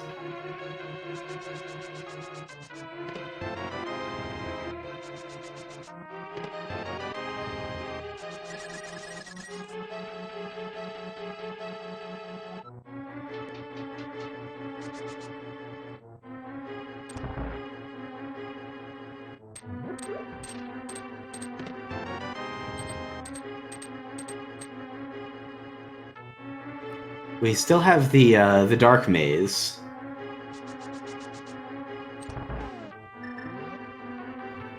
And Ninjembro is going to get a health refill in the other game. And we'll see where he goes. He's fluting somewhere. Looks like he's off to Swamp. Nope. You know, okay, he's off done to Hera. Swamp. Yeah. Neither one has done Hera yet because it's a pendant, but has either one even gone up to check Spectacle Rock? Ooh. Huh. I think they just went straight over across the Hookshot Bridge. Yeah, I don't believe went up there. I don't believe we've seen. Oh, our tracker. Shout out to our tracker, Zeruvian, is saying we saw Spec Rock check. Okay. Also, Screw Attack was in Dark Maze, not very useful anymore. Yeah, that's exactly where you want to find Screw Attack with Hammer at Ridley, being a deterrent to actually going into Pod. And he decided not to go kill Helmasaur for the pendant, which Pendant Keep is a looming, increasing possibility at this point. I'm not sure if Helma had an item or not. It's starting to look a little like those pendants might matter.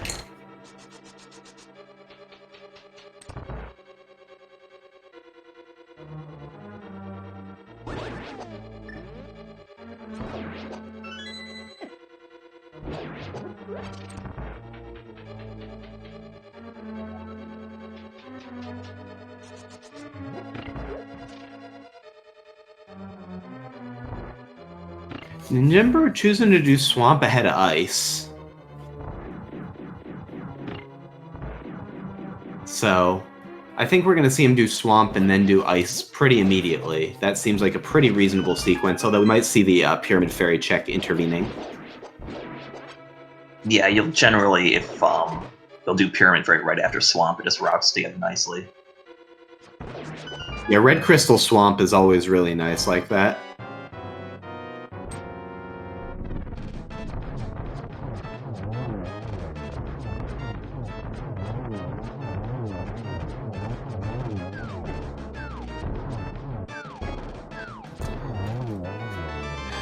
I'm just trying to think right now for each runner what they might view their advantage as and what they might view their disadvantage as.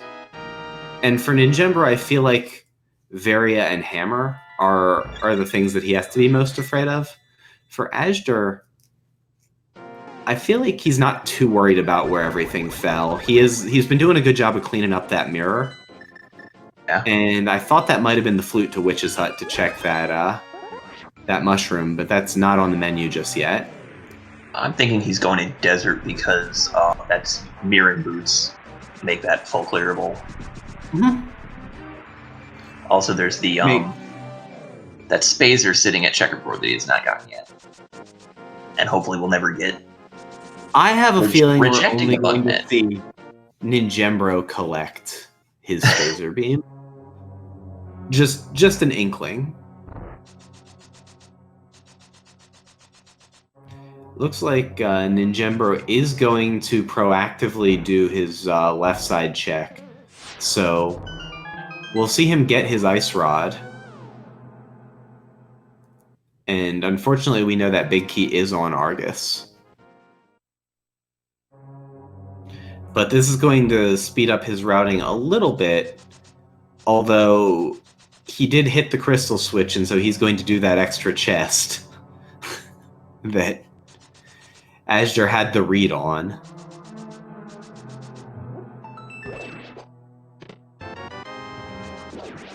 And Azder gets his first shield. Baby, a shield. So yeah, Ninjembro gets his Ice Rod. Thankfully, no Bombos medallion yet. Sees that compass over there that is what Azder left behind.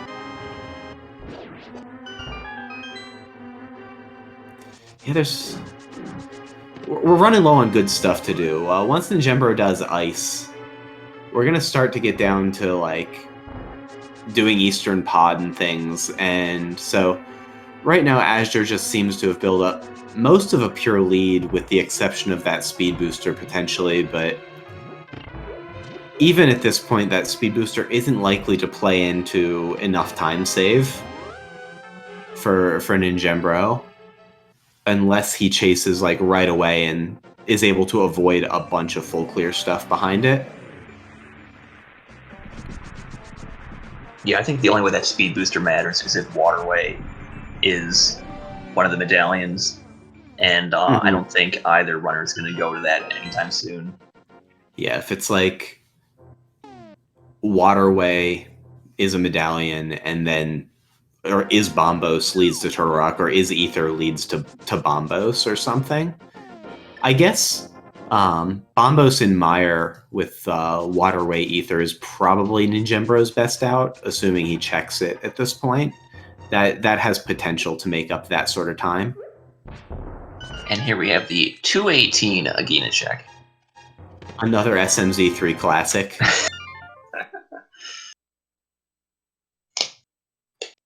It's right up there with like the 2.5 hour front of Escape. Yeah. where like you leave these Sphere 1 locations behind, and then you're so disincentivized to ever go back and get them. Mm-hmm. Looks But like then you Azder's start gonna running out of places. Yeah, and you go, oh god, what if I left it at my 15-minute location in Agina, where I had plenty of stuff to do that seemed interesting, and then it's Gravity Suit, and you go, oh, fiddlesticks. And that's a quick nope of that heart piece.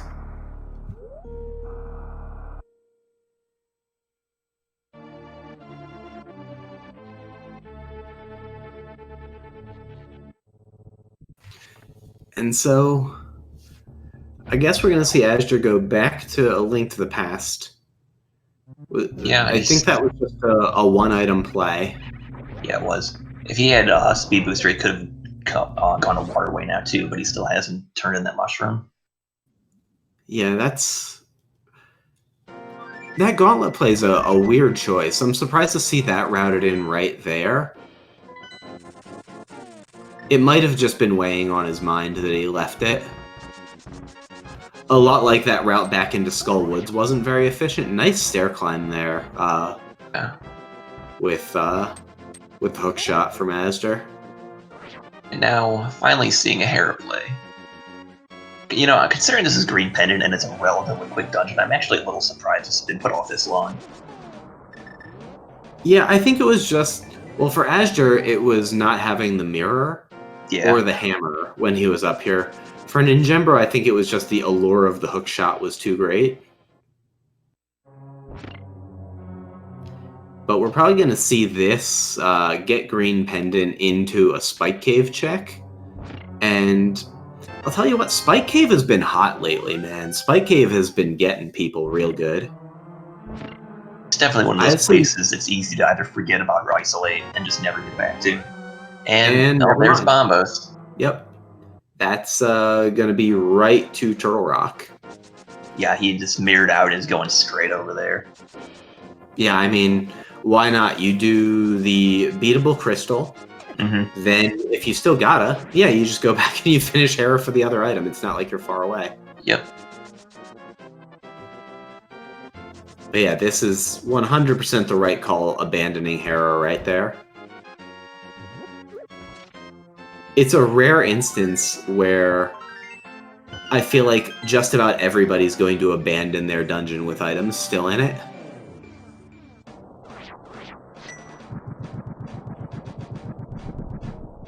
Ninjembro about to get his super missiles and big 20. Now, I'm curious, why does everyone get the left chest in Pyramid Fairy first? Because I feel like everyone does. I guess because you just read left to right, and so that's the order you grab stuff in, I don't know. That's the order I always get the hospital closet chests in, too. Yeah, I feel like objectively, you can pump the front of the chest when you're moving right to left, so it's probably objectively wrong to grab the left one first if you're trying to be frame optimal. But yet we never see anyone ever check right to left. Alright, well, tell you what, you pioneer that strat. I'm not nearly optimal enough to take advantage of that, but I feel like there's an advantage there that I'm not realizing in my runs, and I'm okay giving it up. But here's the hot new tech for everyone. Check right chest first in Pyramid. Pump those chests.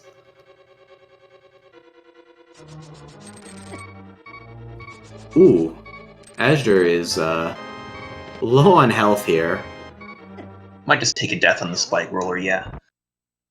Yeah, that's a good choice. And Ninjembro gets his bow. And so I think we're going to see Ice Palace get finished and then immediate Eastern Pod.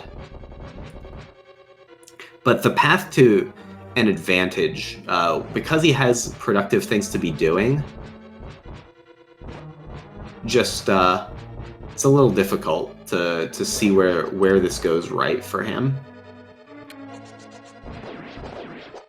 I mean, if Ether is on pedestal and he just does Helma on the first pod dip, then That could be something. But that's a pretty big gamble. Hey, Oh. there's that book. We can find out if Ether's on pedestal now. We can also do Ether tablet when we go back over to finish Hera. True. If we go back over to finish Hera. If we don't have Ether Medallion, we're going back over to finish Hera. Yeah, but Laser Bridge likes to give go mode. Oh, it loves it. Laser Bridge Go mode is just a trope. Like, it's not even a Link to the Past rando thing. It's also an SMZ3 thing.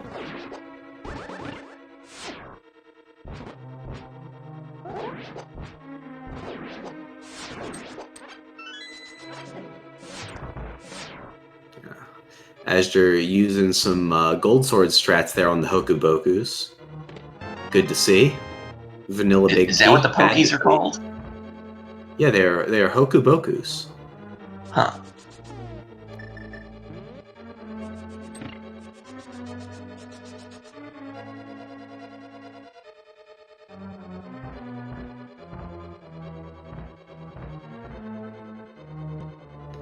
And ninjembro, not choosing to hit the switch, is gonna go around the long way here.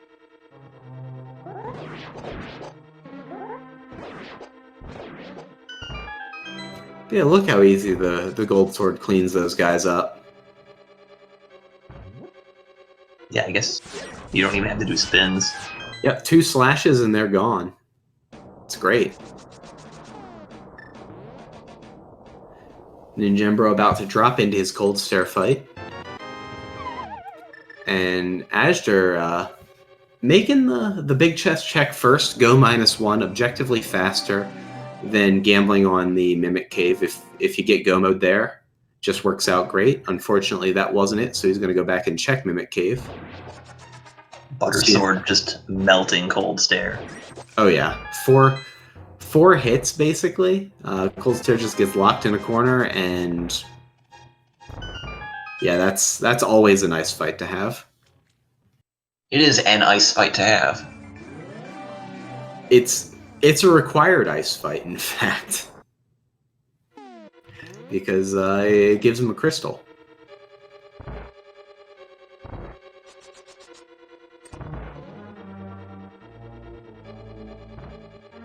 And yeah, as expected, we're getting that Pod Eastern from Ninjembro.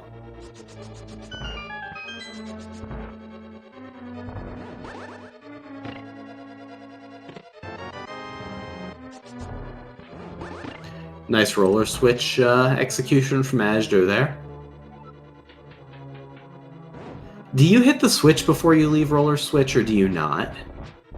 I do not. Okay. Is that do. Bad? It's so marginal. It affects what the mini Helma is able to do when you enter the last switch room. Ninjembro going for a little Kiki dash there. And we'll see if Laser Bridge has the prize today. Fortunately for Azder, he's just bonking and not getting lasered. But more fortunately, the big key was vanilla. That was an interesting hammer dash through the skull that didn't break there from Ninjembro to hit the switch. Cool graphics and no ether medallion. So our go mode is in another castle. Or on Trinex if he has... No, he has the map. So yeah, we'll probably see trip back to Hera after this, check either tablet, get the second item in the green pendant. Yep. Well, Spike Cave. And Spike Cave after that, yeah. There's a lot of equity over there.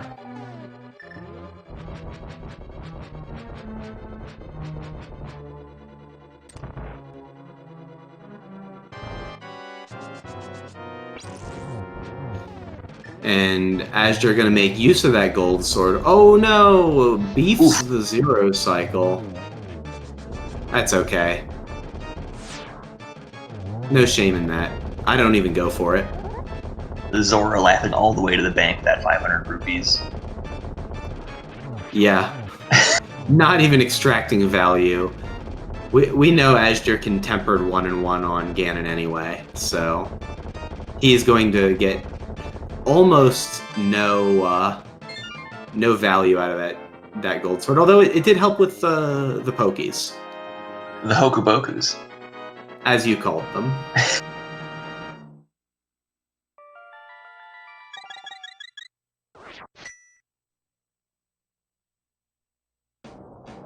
So we know there's nothing here in pod for Ninjembro, but it'll be interesting to see if he chooses to do Helmasaur King. And so, tournament organizer Ms. Metroid is showing up. And so I'm going to give her special deference in terms of recapping what's going on. Yeah, we are just looking for an Ether Medallion. And we have not yet seen Waterway. Azder has not yet gotten his speed booster from Mushroom turn-in. Mushroom was in Big Pink, so like Waterway is looming as the potential massive troll in this seed. But Ninjembro hasn't been inclined to chase it out, so Sure did not check Spiral Cave until now. I did not notice that. Yeah. It's always really interesting to see runners go back for some of these like early and mid-game skips they made. And you're like, man, that totally went unchecked until now? Looks like he decided not to go for the Hera checks and he's going to do, I'm guessing, Smith Chain. This is maybe just a defensive play where he's like, if Ninjembro had Mirror earlier, I'm so behind to these things that We also like, have not I get seen it. we've not seen Hammer Pegs yet either. Yeah, Hammer Pegs is a new location that we're going to get here from Azder. But yeah, abandoning all that stuff up on Death Mountain, it's definitely an interesting call. But it's definitely a defensible play in the sense that, you know, I can see him just wanting to sweep out the items that he's pretty sure his opponent's already been to, and just an E-Tank for Hammer Pegs. It looks like in Pod, a big chest and Helmasaur map compass, so... Yeah, so not going to get the... Oh, maybe...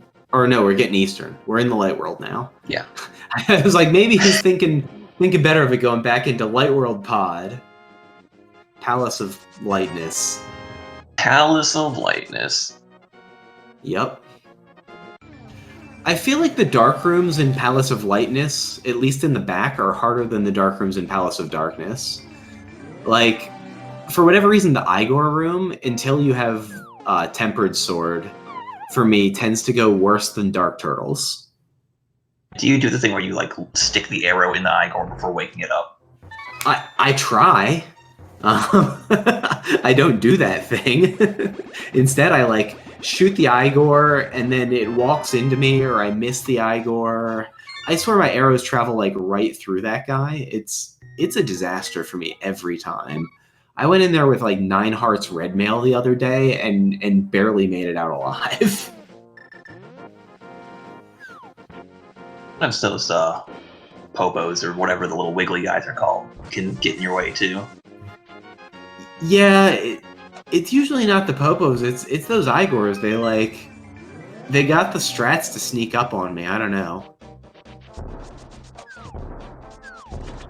And Azder is going to leave the chest behind and then mirror and turn the chest in. This is not something I've learned how to do, so I don't understand. Do you know how this one works? Yeah, you just leave the chest and then you mirror close to the guy. And the game doesn't, as long as he's on screen, the game doesn't register that you lost the chest until it's like already loaded the guy, and so it's already loaded him giving you the item. I think something like that. Okay, if you mirror too far south and he's off screen, it doesn't work. Okay, so he just needs to be on screen. I knew you had to be to a certain Y value at least. And are there conditions on how you have to leave the chest? Oh, well, there we go. And there's a... Let's go mode. I'm going to call that a French vanilla medallion for go mode. Yeah, Bombos tablet. Not that hard of a location, but not one that you want to get back to. But yeah, that's basically a 233 go mode for Azder. So yeah, that was Probably not behind. feeling. Yeah, That was not behind feeling. Turtle Rock. Yeah, it was behind the Turtle Rock book there at the Chomp's room.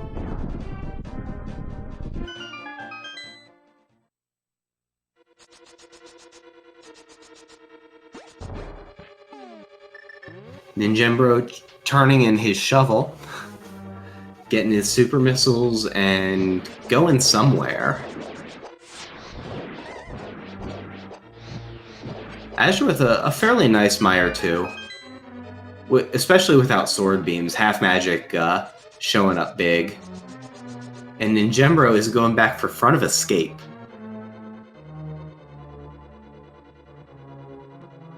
Oh, he never did front of escape.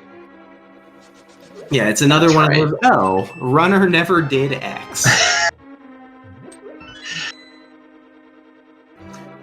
We're not 2.5 getting... hour front of escape always feels really bad because, like, whether you find the item there or not, you feel really bad about it.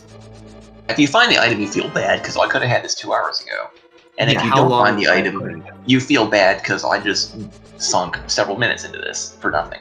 Yeah, I just went back and wasted a bunch of time on a skip that I was gonna get paid for. I hate going back to late front of escape.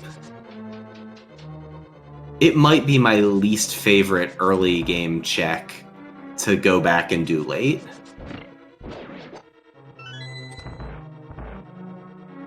Meanwhile, no Godmire today.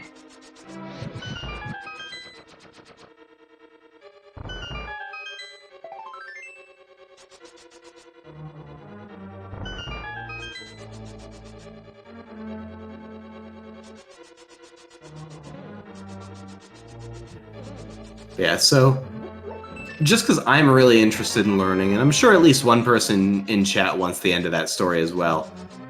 What are there any conditions on how you have to leave the chest to get that purple chest mirror right? Or do you just leave it wherever you want, and then you just have to mirror correctly? You leave it wherever you want, and then don't mirror until you're by the guy. Okay, so like if you're mirroring to check shovel or the circle of bushes cave or whatever that ledge is called, Yeah. You need to drop the chest after those things. Yeah, pretty much you carry the chest until you do those checks. And then after you get back to the Dark World, you dump it and you can run all the way to the guy, mirror him, and he'll give you the item. All right, that is new tech on deck. Which, speaking of, we got some new old tech from Azder here. Throwing the Samaria block off the bridge. Gonna set up for a spooky mire, so we'll see if he can execute that. He's been running some all dungeons lately. I think this is the all dungeons strat for this. So he should be pretty in practice for it. I like getting Fight Cape check too on Ninjembro's side. Yeah, this is a good check. We know it's not going to do anything, but... And looks like he abandoned the Spooky Mire play. Shucks. I wonder what went wrong with it. That's one of those ones that I learned and then forgot, so... I don't think I saw dust. I don't think I saw dust clouds when he said the cane blocks. I think maybe he didn't get the dash right. I'm not sure.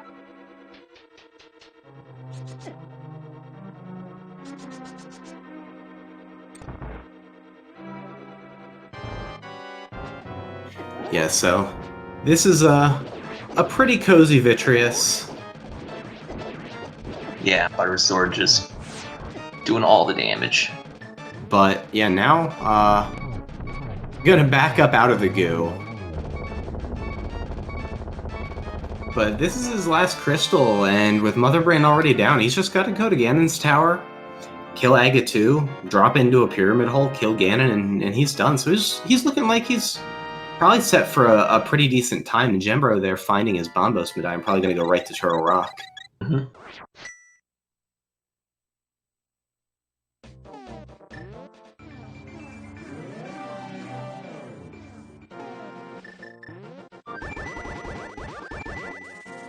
I'm guessing Asher's logic in not going back to Hera was chasing that book, which turned out to be the right call.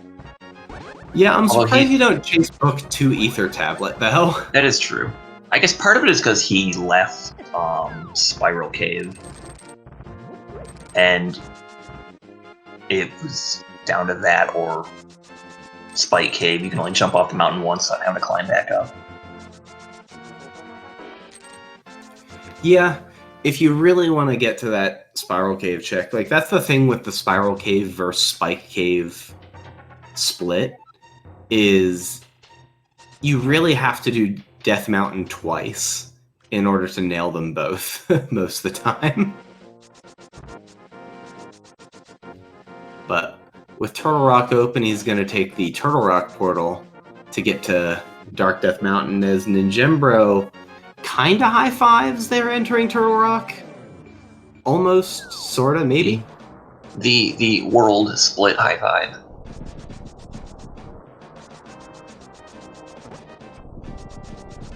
Interdimensional high five, if you will.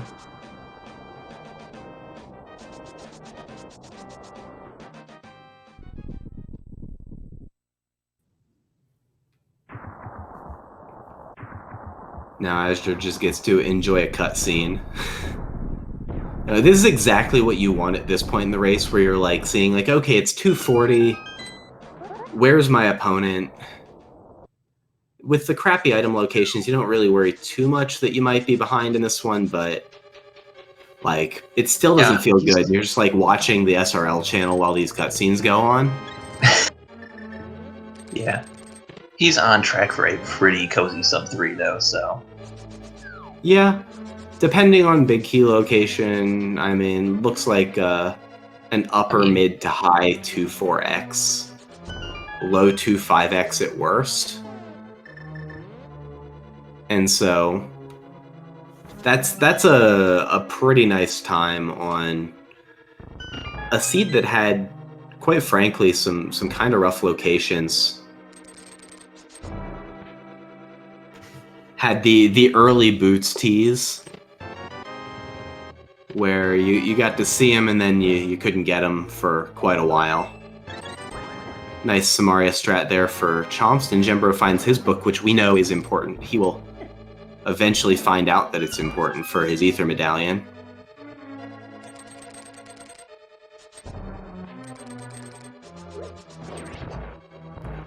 So this was Left Side Swamp Ice Rod and Pendant Hera Bombos to Chain Chomp book while doing Turtle Rock. There's that big to key. Go back and get Ether.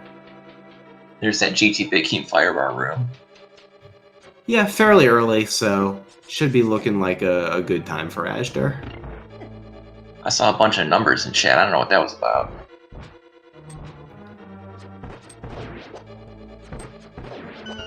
I think it was how many arrows Azder's going to use as he ascends GT. So far, well, he has used 8. If you said 8 arrows, then you are correct. We might see some in Gauntlet, though. That's true.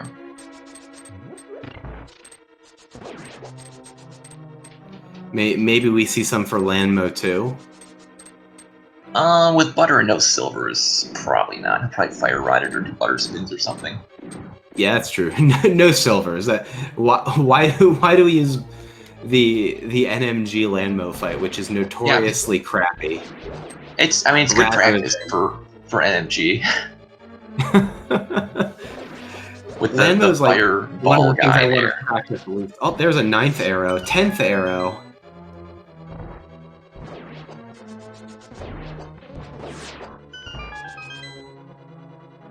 Dash strat, squeezing between the spikes and the Vemos.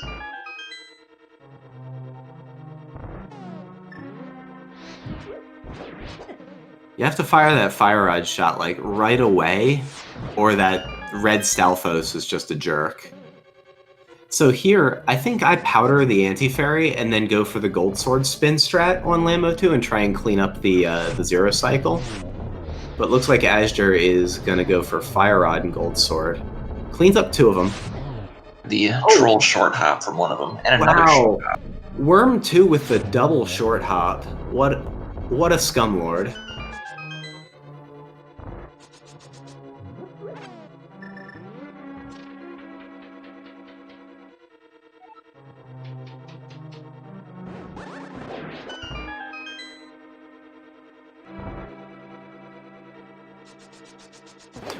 Ninjembro also not choosing to hit the switch and roller switch.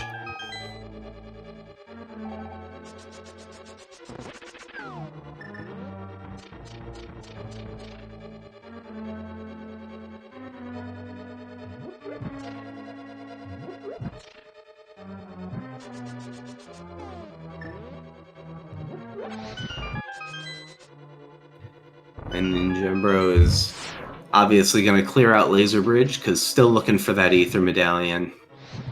But getting his first laser skip pretty cleanly. And Azder saying, I got what I need. There's not a lot he could be looking for other than silver arrows, and so it's probably not worth gambling the checks there in Mini Helma Room, although I think I'd be inclined to. Yeah, finding silvers would be a minor time save at this point, but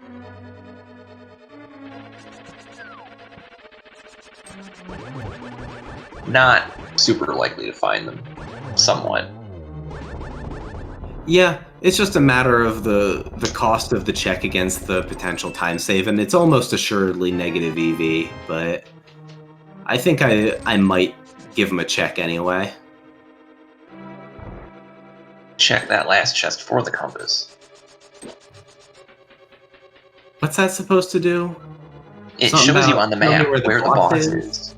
Yeah, because, okay, yeah. Where's the boss of a tower gonna be?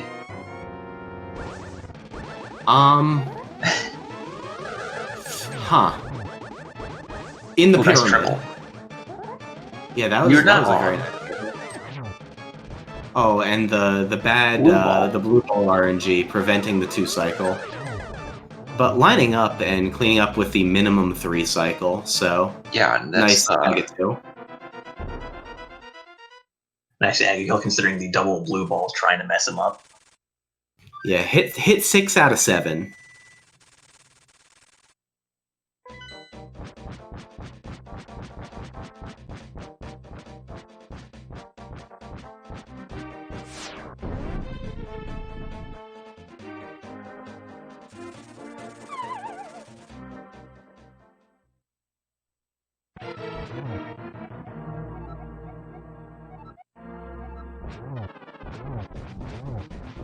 Alright, so Azder with Gold Sword has a pretty easy Ganon fight coming up here.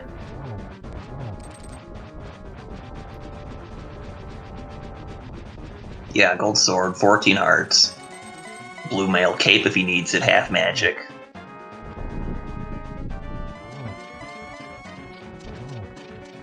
Yeah, there's not a lot else that can go wrong, so Ninjembro is going to check Ether Tablet and show us what was there, just some bombs. We'll see if he chases directly to Bombo's tablet, so he's leaving Hera. He might be hard chasing that book. Yeah. Which will be good for him. Obviously, not enough, but it is the way to go. Looks like silvers were on Lambo.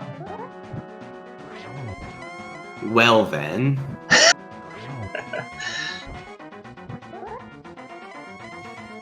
If you know silvers are on Landmo, I think you would go get them. In that situation, still having to do Mire.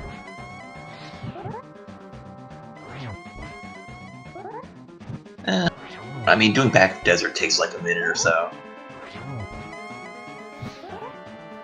Yeah, Back of Desert's not that slow, and there's potential of, the pendant being relevant, things like that. Ninjembro about to get his Ether Medallion. There it is. 248.07, he hits go mode, and Azder's about to cross the bridge here. If he does it successfully, that'll be GG for Azder. So, yeah, Azder finished in first place with an official time of 2 hours, 48 minutes, and 19 seconds. just as ninjembro hits go mode and gets mire open, GG to azder. He's going to be moving on to the top 8, where he will be awaiting the winner of Dragon Darch versus Bressingham Voigt, which is one of our matches that's scheduled actually Saturday at 3:10 p.m. Eastern. So GG to azder. And shortly thereafter, ninjembro forfeited, electing to not finish the seed. So we'll see if we can get azder and ninjembro in to come and chat. But this was a very, very nice race from both of our runners, honestly. And looks like ninjembro is here with us. Yo, ninjembro, GG, dude. Hey, GG's. Hey, GG. Yeah, this one was a bit of a doozy. What did you think of the seed? I actually thought the seed was completely fine. There were actually parts of it where, other than my Death to Fantoon, because I'm bad and got cocky and thought I could beat Fantoon with minimal items. There were many times where I thought like, oh, I just found X at Y location, and this just seems not insanely like on the way. Like maybe like this was an out for me to win this race. Like I came into this race expecting to lose, which obviously I did. But like there were multiple times throughout the seed where I was like, okay, like there's a chance. Yeah, so what did you view as your potential advantages through the mid-seed? Because we spent a lot of time talking about what we saw as your advantages, but we had, of course, the context of seeing azder's routing and racing as well. And I'm just wondering how you were feeling, what your choices were to leverage as you played it out. My big things were, and in hindsight, this is just like, it's not anymore, but at the time, like the big ones were finding bombos when I did. Even though I found it really late, it was in Pendant Hera with a zillion other checks that you could do, like without dipping Independent Hera early in the game. Mm-hmm. So I was like, oh, okay, this is a good spot to find bombos, even if I found it late. And then like second checking Ether after getting out of Turtle Rock with my book. I was like, oh, well, if, he decided to check a bunch of random locations that I didn't check, like in Super Metroid or something like that, like this could be a potential out. There weren't a lot of others. Like when I found Hammer when I did, I was a little happy, but I was also like, well, this opens up a lot. So yeah, like, this isn't the best spot to find the Hammer.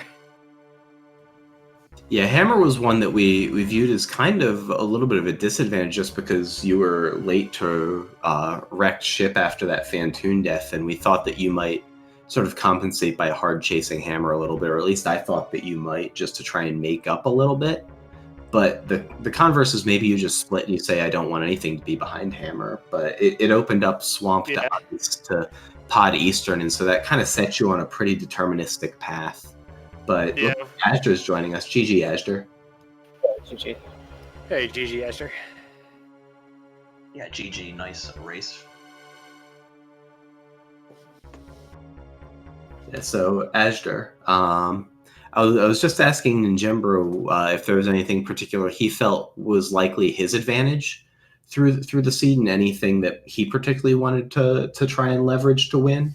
Was there anything that struck you that way in terms of how you played it, or were you playing more defensive? Yeah, very much so. When I found where that mirror location was when I got it, I thought that was very much playing to his advantage. Yeah, the mirror was the big thing that he had early, and it looked like you immediately went on defense and chased mirror pretty hard, and I like that play a lot. I didn't have much else, to be quite honest. I got it very late. My plan is mostly to try and put off Brinstar as long as possible for Brinstar skip. Not literally as long as possible, but as long as was reasonable to do so. I went back to it when I had nothing but really crappy one-offs, and mirror was like the worst item to be there because it led directly to the boots, which I could have had for a long time. So, So but I another routed that into Turian, which I think was good. another thing that was really interesting about that, and I saw you guys were chatting a little bit in the SRL. I'm not sure if this all came out, but Big Pink also had that mushroom. The mushroom turn-in led to Speed Booster, and so if anything had been at Waterway, that could have been a real big situation. Oh, I forgot about the mushroom. We weren't sure if you It's I forgot about it because of Turian and all that. Kind of pushed it out of my mind, and I was thinking like mostly, okay, I got the mirror, and I need to follow that. Yeah, I turned that mushroom in pretty early. I forget exactly where Mirror was, but I want to say it was Billy Mays or somewhere around there, possibly. I think it was Brinstar PBs. What's that? It was Blue, okay, Blue Bryn yeah. PBs Gotcha. behind the wall. So it was in Blue Brinstar. Yeah, I knew it was somewhere in that general vicinity. Yeah, this was one where Azder didn't go that way early. And so you had Mirror, and so you guys were kind of tracking each other through Skull Woods and Thieves Town and like down that whole loop where you were able to do the Smith sequence and things.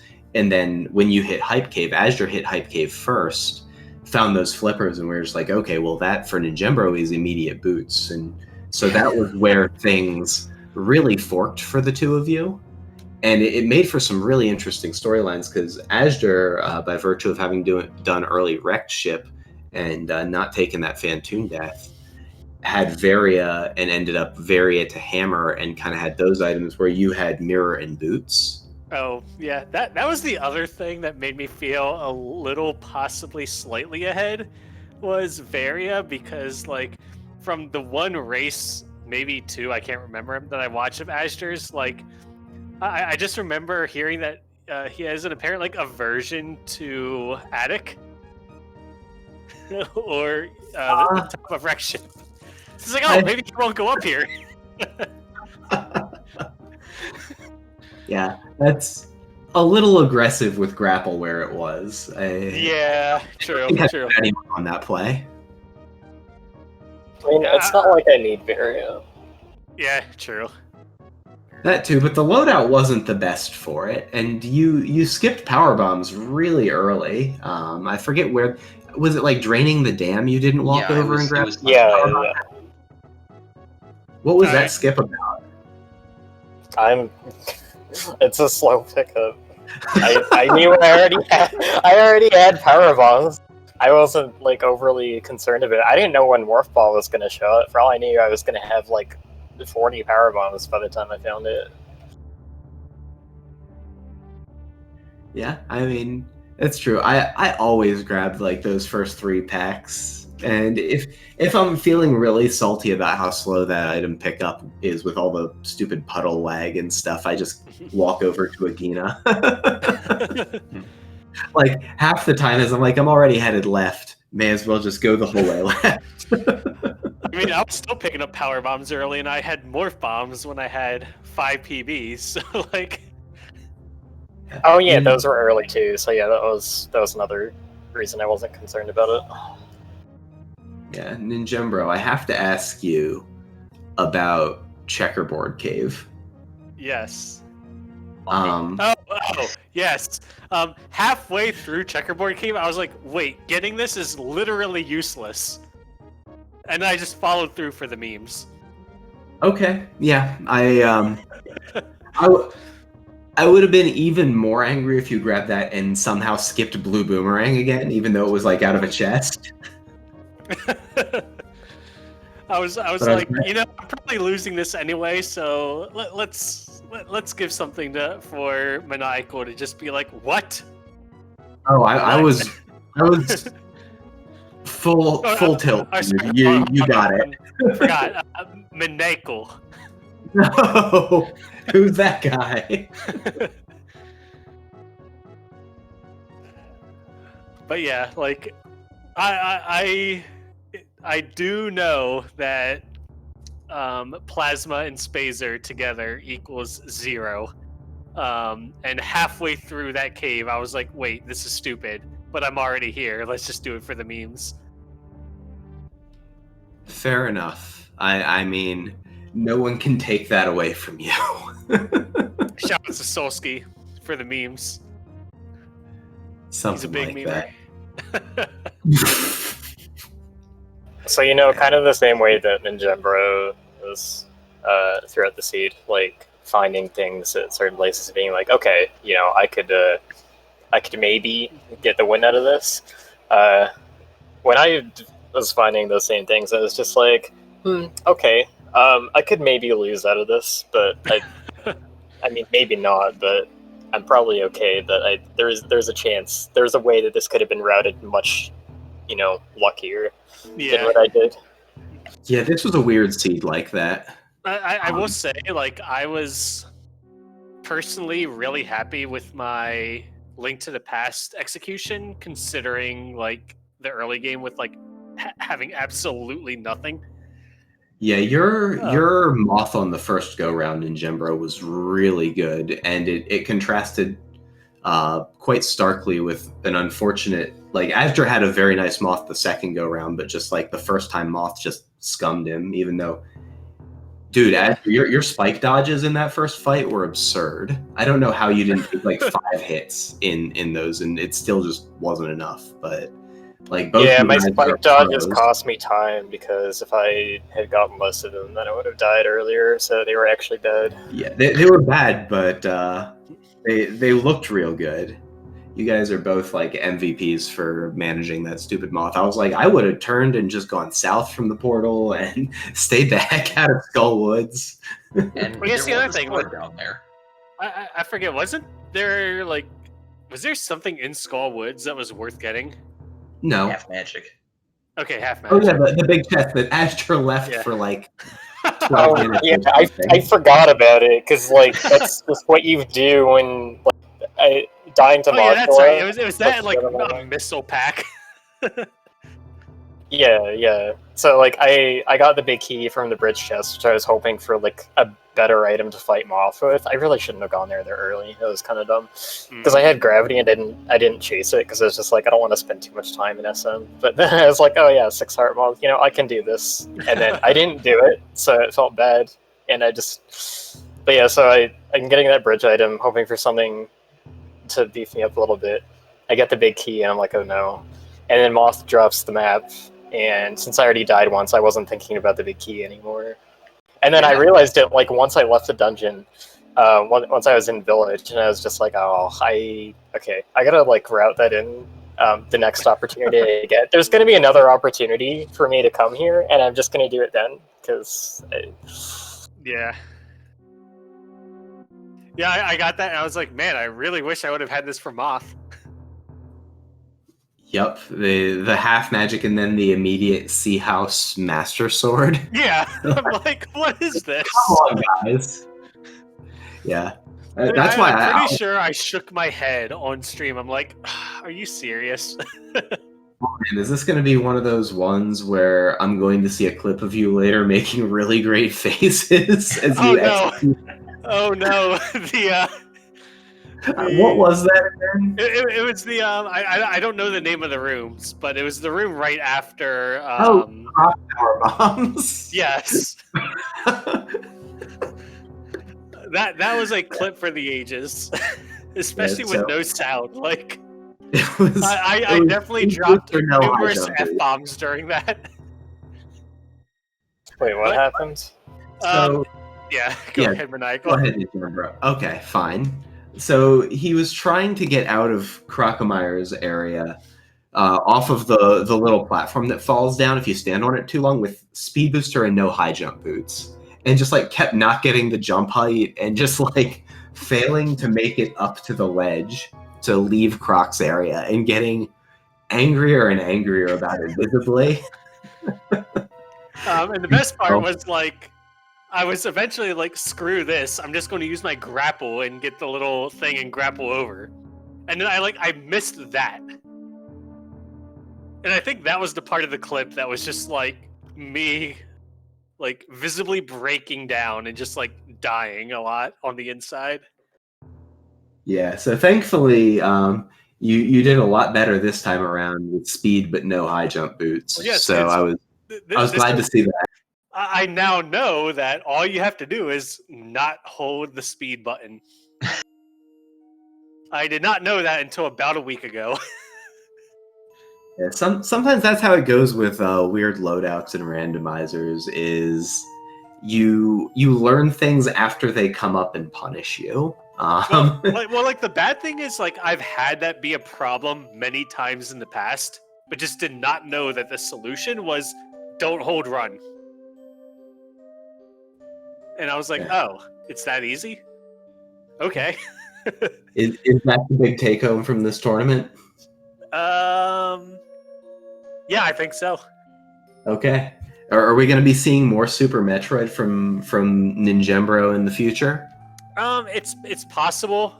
There were a couple of times in this run where like I was hitting my fire button and like nothing was happening, and I feel like that may have been obvious on stream. Like just weird stuff was going on, and I'm like, So I'm really hoping you get a new controller because I won't be doing Super Metroid until I get something other than a 360 controller to play games with. Sounds like man, dude. But I am planning on getting one of the Switch Super Nintendo controllers, which is usable on PC, and there's a chance I'll come back to Super Metroid. I don't know about SMZ3 like big time, other than like tournaments and stuff, but I know you said to me privately the other day that you would love to see me get I forget what time it was, like a sub 50. I mean, that would be insane. That would be great. I'd love that, but I think a 52 should be pretty. Okay, 52. Yeah. Like my PB in any percent right now is like a 5701 or something dumb from like 7 years ago. Yeah, you're due to improve that one.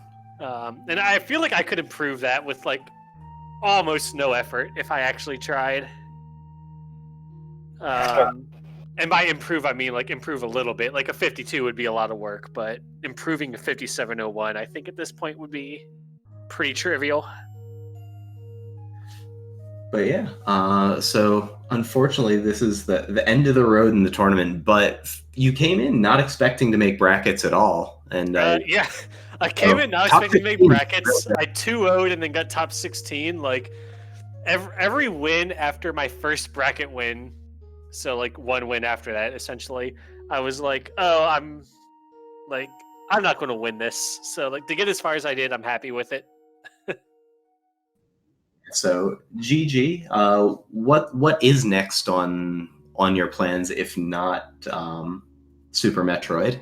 Anything you're working on right now? I mean, right now just more Link to the Past Randomizer ladder matches. I'm doing a lot of casual gaming off the side, like not on stream, just because it's on Switch and I don't have a capture card and whatnot. But I'm hoping to continue doing more streaming and getting back into speedrunning some stuff.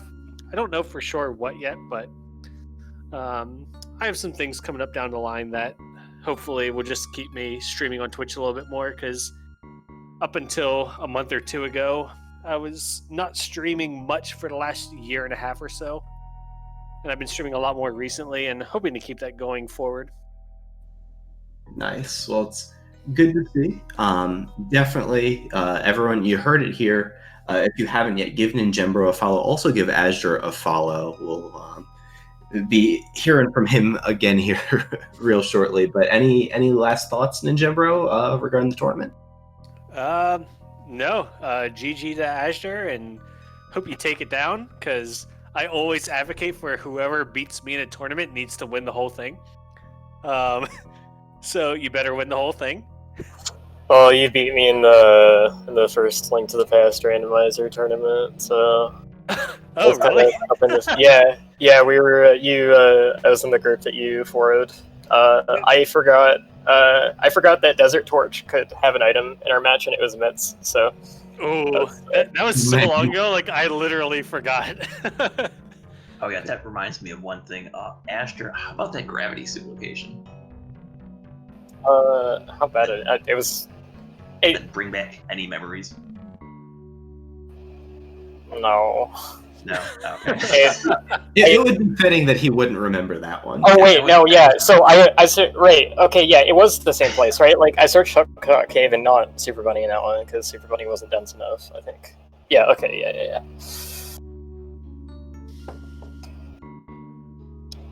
But yeah, Azder, again, dude, GG on the win. I'll, echo what ninjembro says to the extent that I don't run into you in this, but, you're definitely poised to make a deep run in this tournament, already in the top 8.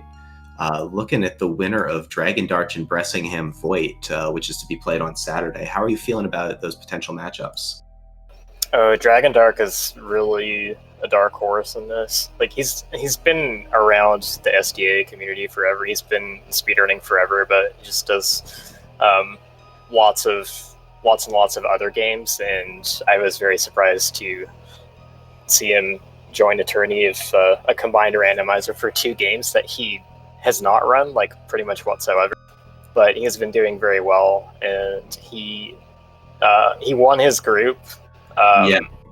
Won his group coming from 3rd quartile. So was it third? I thought it was like I thought it was 3rd or 4th. It was he was 3rd quartile. Okay, I think he was the lowest seed that 2-0'd a group. Yes. So he was. I think he is seed 24. Or that would be fitting. He 2-0'd the group that Cheese Nader was in, but I've already faced. So, and Bressingham, I didn't fully expect to beat Stryzer because Stryzer's pulled out some very good results, but Bressingham has also been playing like a lot more than Stryzer has. So yeah, that was a good match. Sense. So I think either one of them could take it, but I'm like, Dragon Dark has kind of defied my expectations so far, so I wouldn't be that surprised to see him just because of that. Yeah, definitely, like you said, a bit of a dark horse in this field, but has been putting up some good results. I'm definitely looking forward to that match. Also, did you guys like my ceiling bomb jump at Crocomire?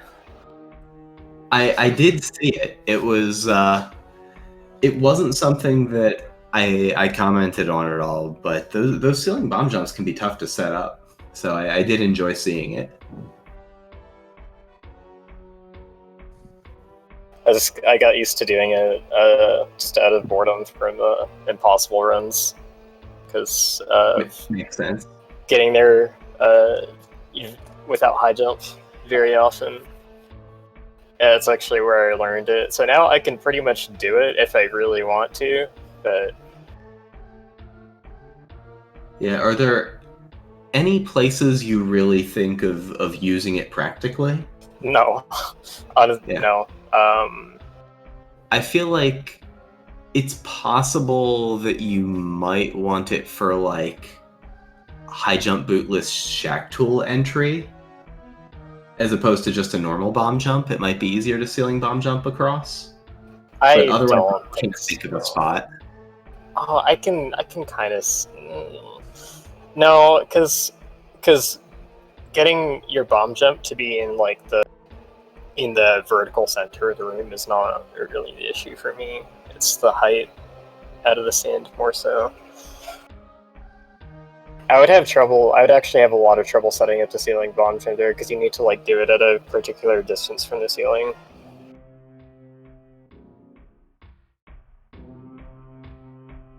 It's just a silly thing though. It's generally like in the places where you would really want to do it on purpose, it's generally really hard to set up.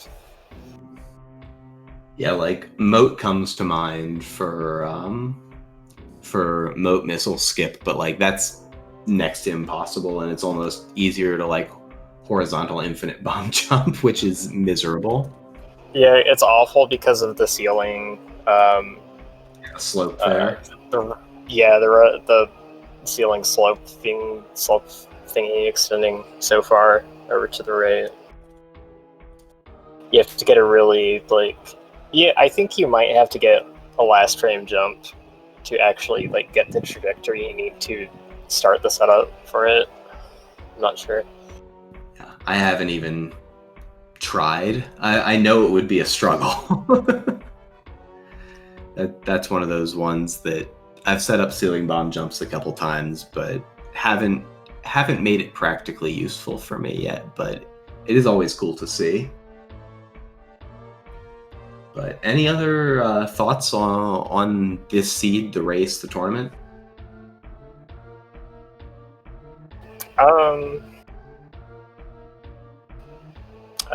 Not really. Just glad to be in top 8 this time around. Had any really dumb stuff happening this time? Yeah, it's this top 8 is shaping up to be really interesting so far. It's you and I, and then Pizza and Ivan are already in, and then like we talked about, we'll have the winner of Dragon Dark and Bressingham Void, Migs and Solsky, the winner of that, winner of Apathy Duck and Alucard 2004, and then the winner of Aussie 101 and A Real Cutie. And basically every name that I've listed is a scary opponent, which isn't surprising to me. So it's definitely going to be some good matches coming up. Yeah, for sure. One more question. What made you skip the Ether tablet and just go straight to Bombos after getting the book? The fact that I hadn't done Spiral Cave. It was in the back of my mind, like, ever since I died, or ever since I failed the bomb jump and then died on East Death Mountain when I first went there. Oh, that's right, the Dead Rod killed you, yeah. Yeah, so I decided to cut that out and then, like, try and get it later. Makes a lot of sense, because I was thinking, like, the default route to me would be back over to Ether Tab, maybe get the second item and Green Pendant out of Hera, do Spike Cave turning Green Pendant as like a default. But that's probably what I would have done after, like, after Bombos tablet. Is I would have gone straight there again. And what we saw from Ninjembro was an immediate hard chase of the book over to Ether Tab. Didn't go back into Hera. Did Spike Cave, or had done Spike Cave previously? I think he did it after Ether. And I did it before. Oh, okay. Yeah, I did it before going into Hera, but yeah. I knew it was all kind of wrapped up in that part of the map, but both the plays made sense, and that was our thought as well, was that it was based on having skipped Spike a while ago, so that makes a lot of sense, just being sure that you didn't mess up real bad on that one. Yeah, most of the races that I lose are because I make a skip, like, kind of early on, and I never decide to, like, concede to it and make sure I cover it. We saw the 2.5 hour classic front of escape from Ninjembro in a similar way. That was good. It's like I think like 220 Agina check also from Azder, another classic. It wasn't that far in, was it? I don't think it was. It was real close to that. Oh, it was after Desert, actually. Yeah, so Yeah. it was after. Yeah, okay. Yeah, late Agina, late front of escape. That's just SMZ3, I feel like. If you don't do it in the first 15 to 18 minutes, you don't do it until after 2 hours. Yeah, sounds about right. Yeah, I don't think I have any more questions. Hataka, have you got anything? Nope. All right, Azder and Ninjembro, anything you guys wanted to say? Nothing here other than GG to Azder, and good luck in the round of 8. Like I said, you better take it down. Yeah, thanks. I'll be watching your matches and rooting for you. Oh, thank you. I might need that luck. Not sure yet. We'll see. Well, we'll see how everything breaks, but it's definitely going to be interesting to watch. All the matches should be good. So, for anyone interested in what the next matches coming up are, as I mentioned, Saturday at 3:10 p.m. Eastern, we have Bressingham Voigt versus Dragon Dark, and then at 4, so you're going to need 2 monitors or at least like a little side by side or something. Migs versus Solsky also on Saturday. Don't know what channels those are going to be on yet. Both should get a restream, fingers crossed. Both should be good matches, so definitely check those out and keep an eye on the calendar. I'm sure there will be more matches getting scheduled here as the tournament thins out a little bit. There's fewer and fewer, but they're getting better. So I'm looking forward to watching all of them. Hopefully you are too. If you haven't yet, be sure to go give both of our runners a follow. Really great race from both of these guys. And they're constantly streaming awesome content all the time. I know Azder's doing a blind Final Fantasy VI playthrough, which is an increasingly rarer and rarer commodity. So if you're an FF6 fan and want to see someone enjoy it for the first time, definitely check that out. That's been a lot of fun.